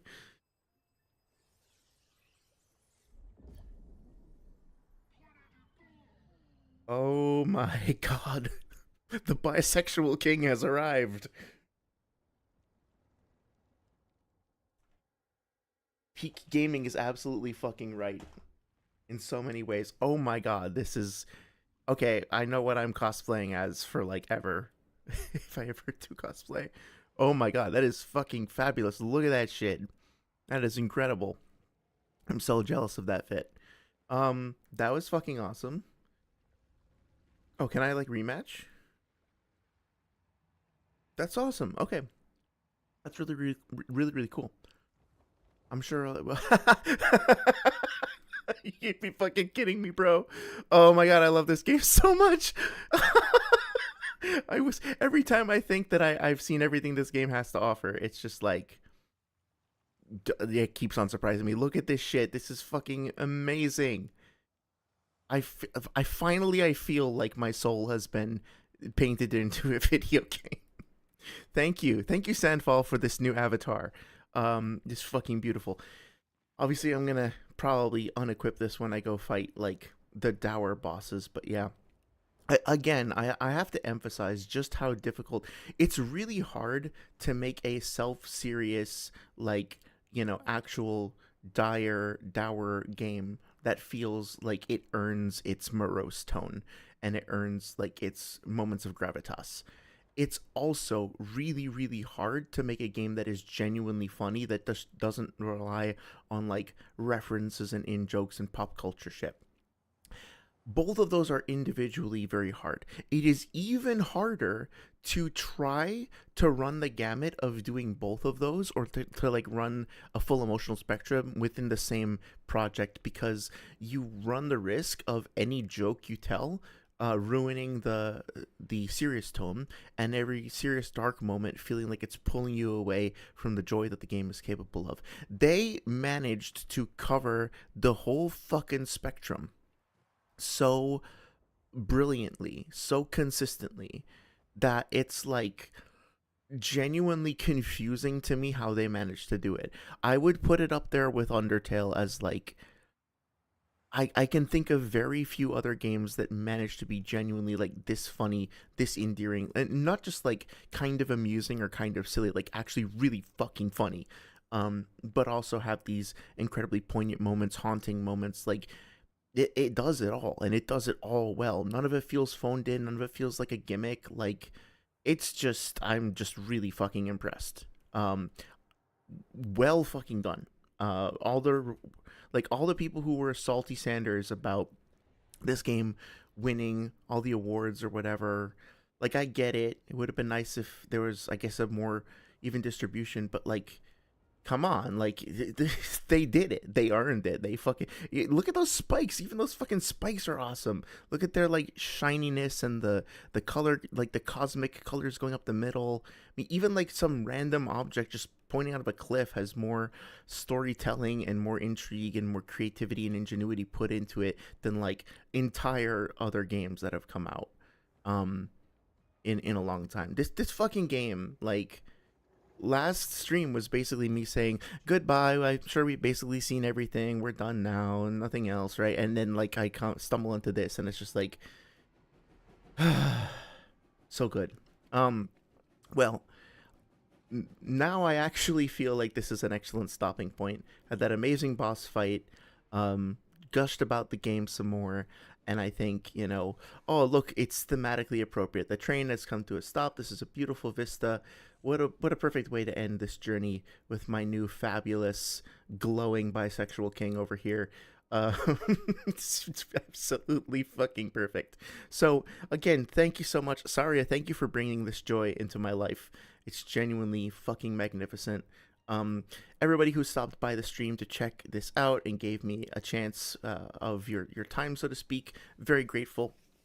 Um, I'm not sure what I'm going to play next, but I have some ideas. One would be the trying out the starts of various games, like we did for Elden Ring. Another idea is I still want to do the Dark Souls and Bloodborne like music analysis streams. So I'm thinking about how to do those. They will be coming up eventually. And then I've been playing. It might be nice to play some like some Demon Souls and compare like the original Demon Souls to the remake. And do some things like that. I really want to go back and play some old Zelda games. I thought it would be fun to play like whatchamacallit, Link's Awakening DX on Game Boy and then compare it to the remake. I really do like the concept of remakes and I have a lot to say about them, especially since I'm working on one right now. So I will do some brainstorming, come up with some ideas. I'll probably throw up a poll early next week and see what people are feeling. But yeah, this Sunday, I am hopefully going to have a new short out. But if not, it'll be out sometime next week. And in the meantime, we're going to go back to talking about Sasuke versus Deidara. I also want to shout out Omni Savage, who recently put out a video on Pain versus Sage Kabuto, which I enjoyed. There are some things in it that kind of overlap with what we talked about, Sage Naruto versus the Paths of Pain. And I think it would be fun to respond to his video because for once it's actually like I agree with a lot of what he says, and then there's some other stuff that I think overlaps with our previous discussion, so it might be nice to do a reaction to that after we're wrapped up with the Itachi Deidara stuff or Sasuke Deidara stuff. But yeah, thank you very much. I hope you guys have a great rest of your evening and rest of your week, and I will see you Sunday. Take care.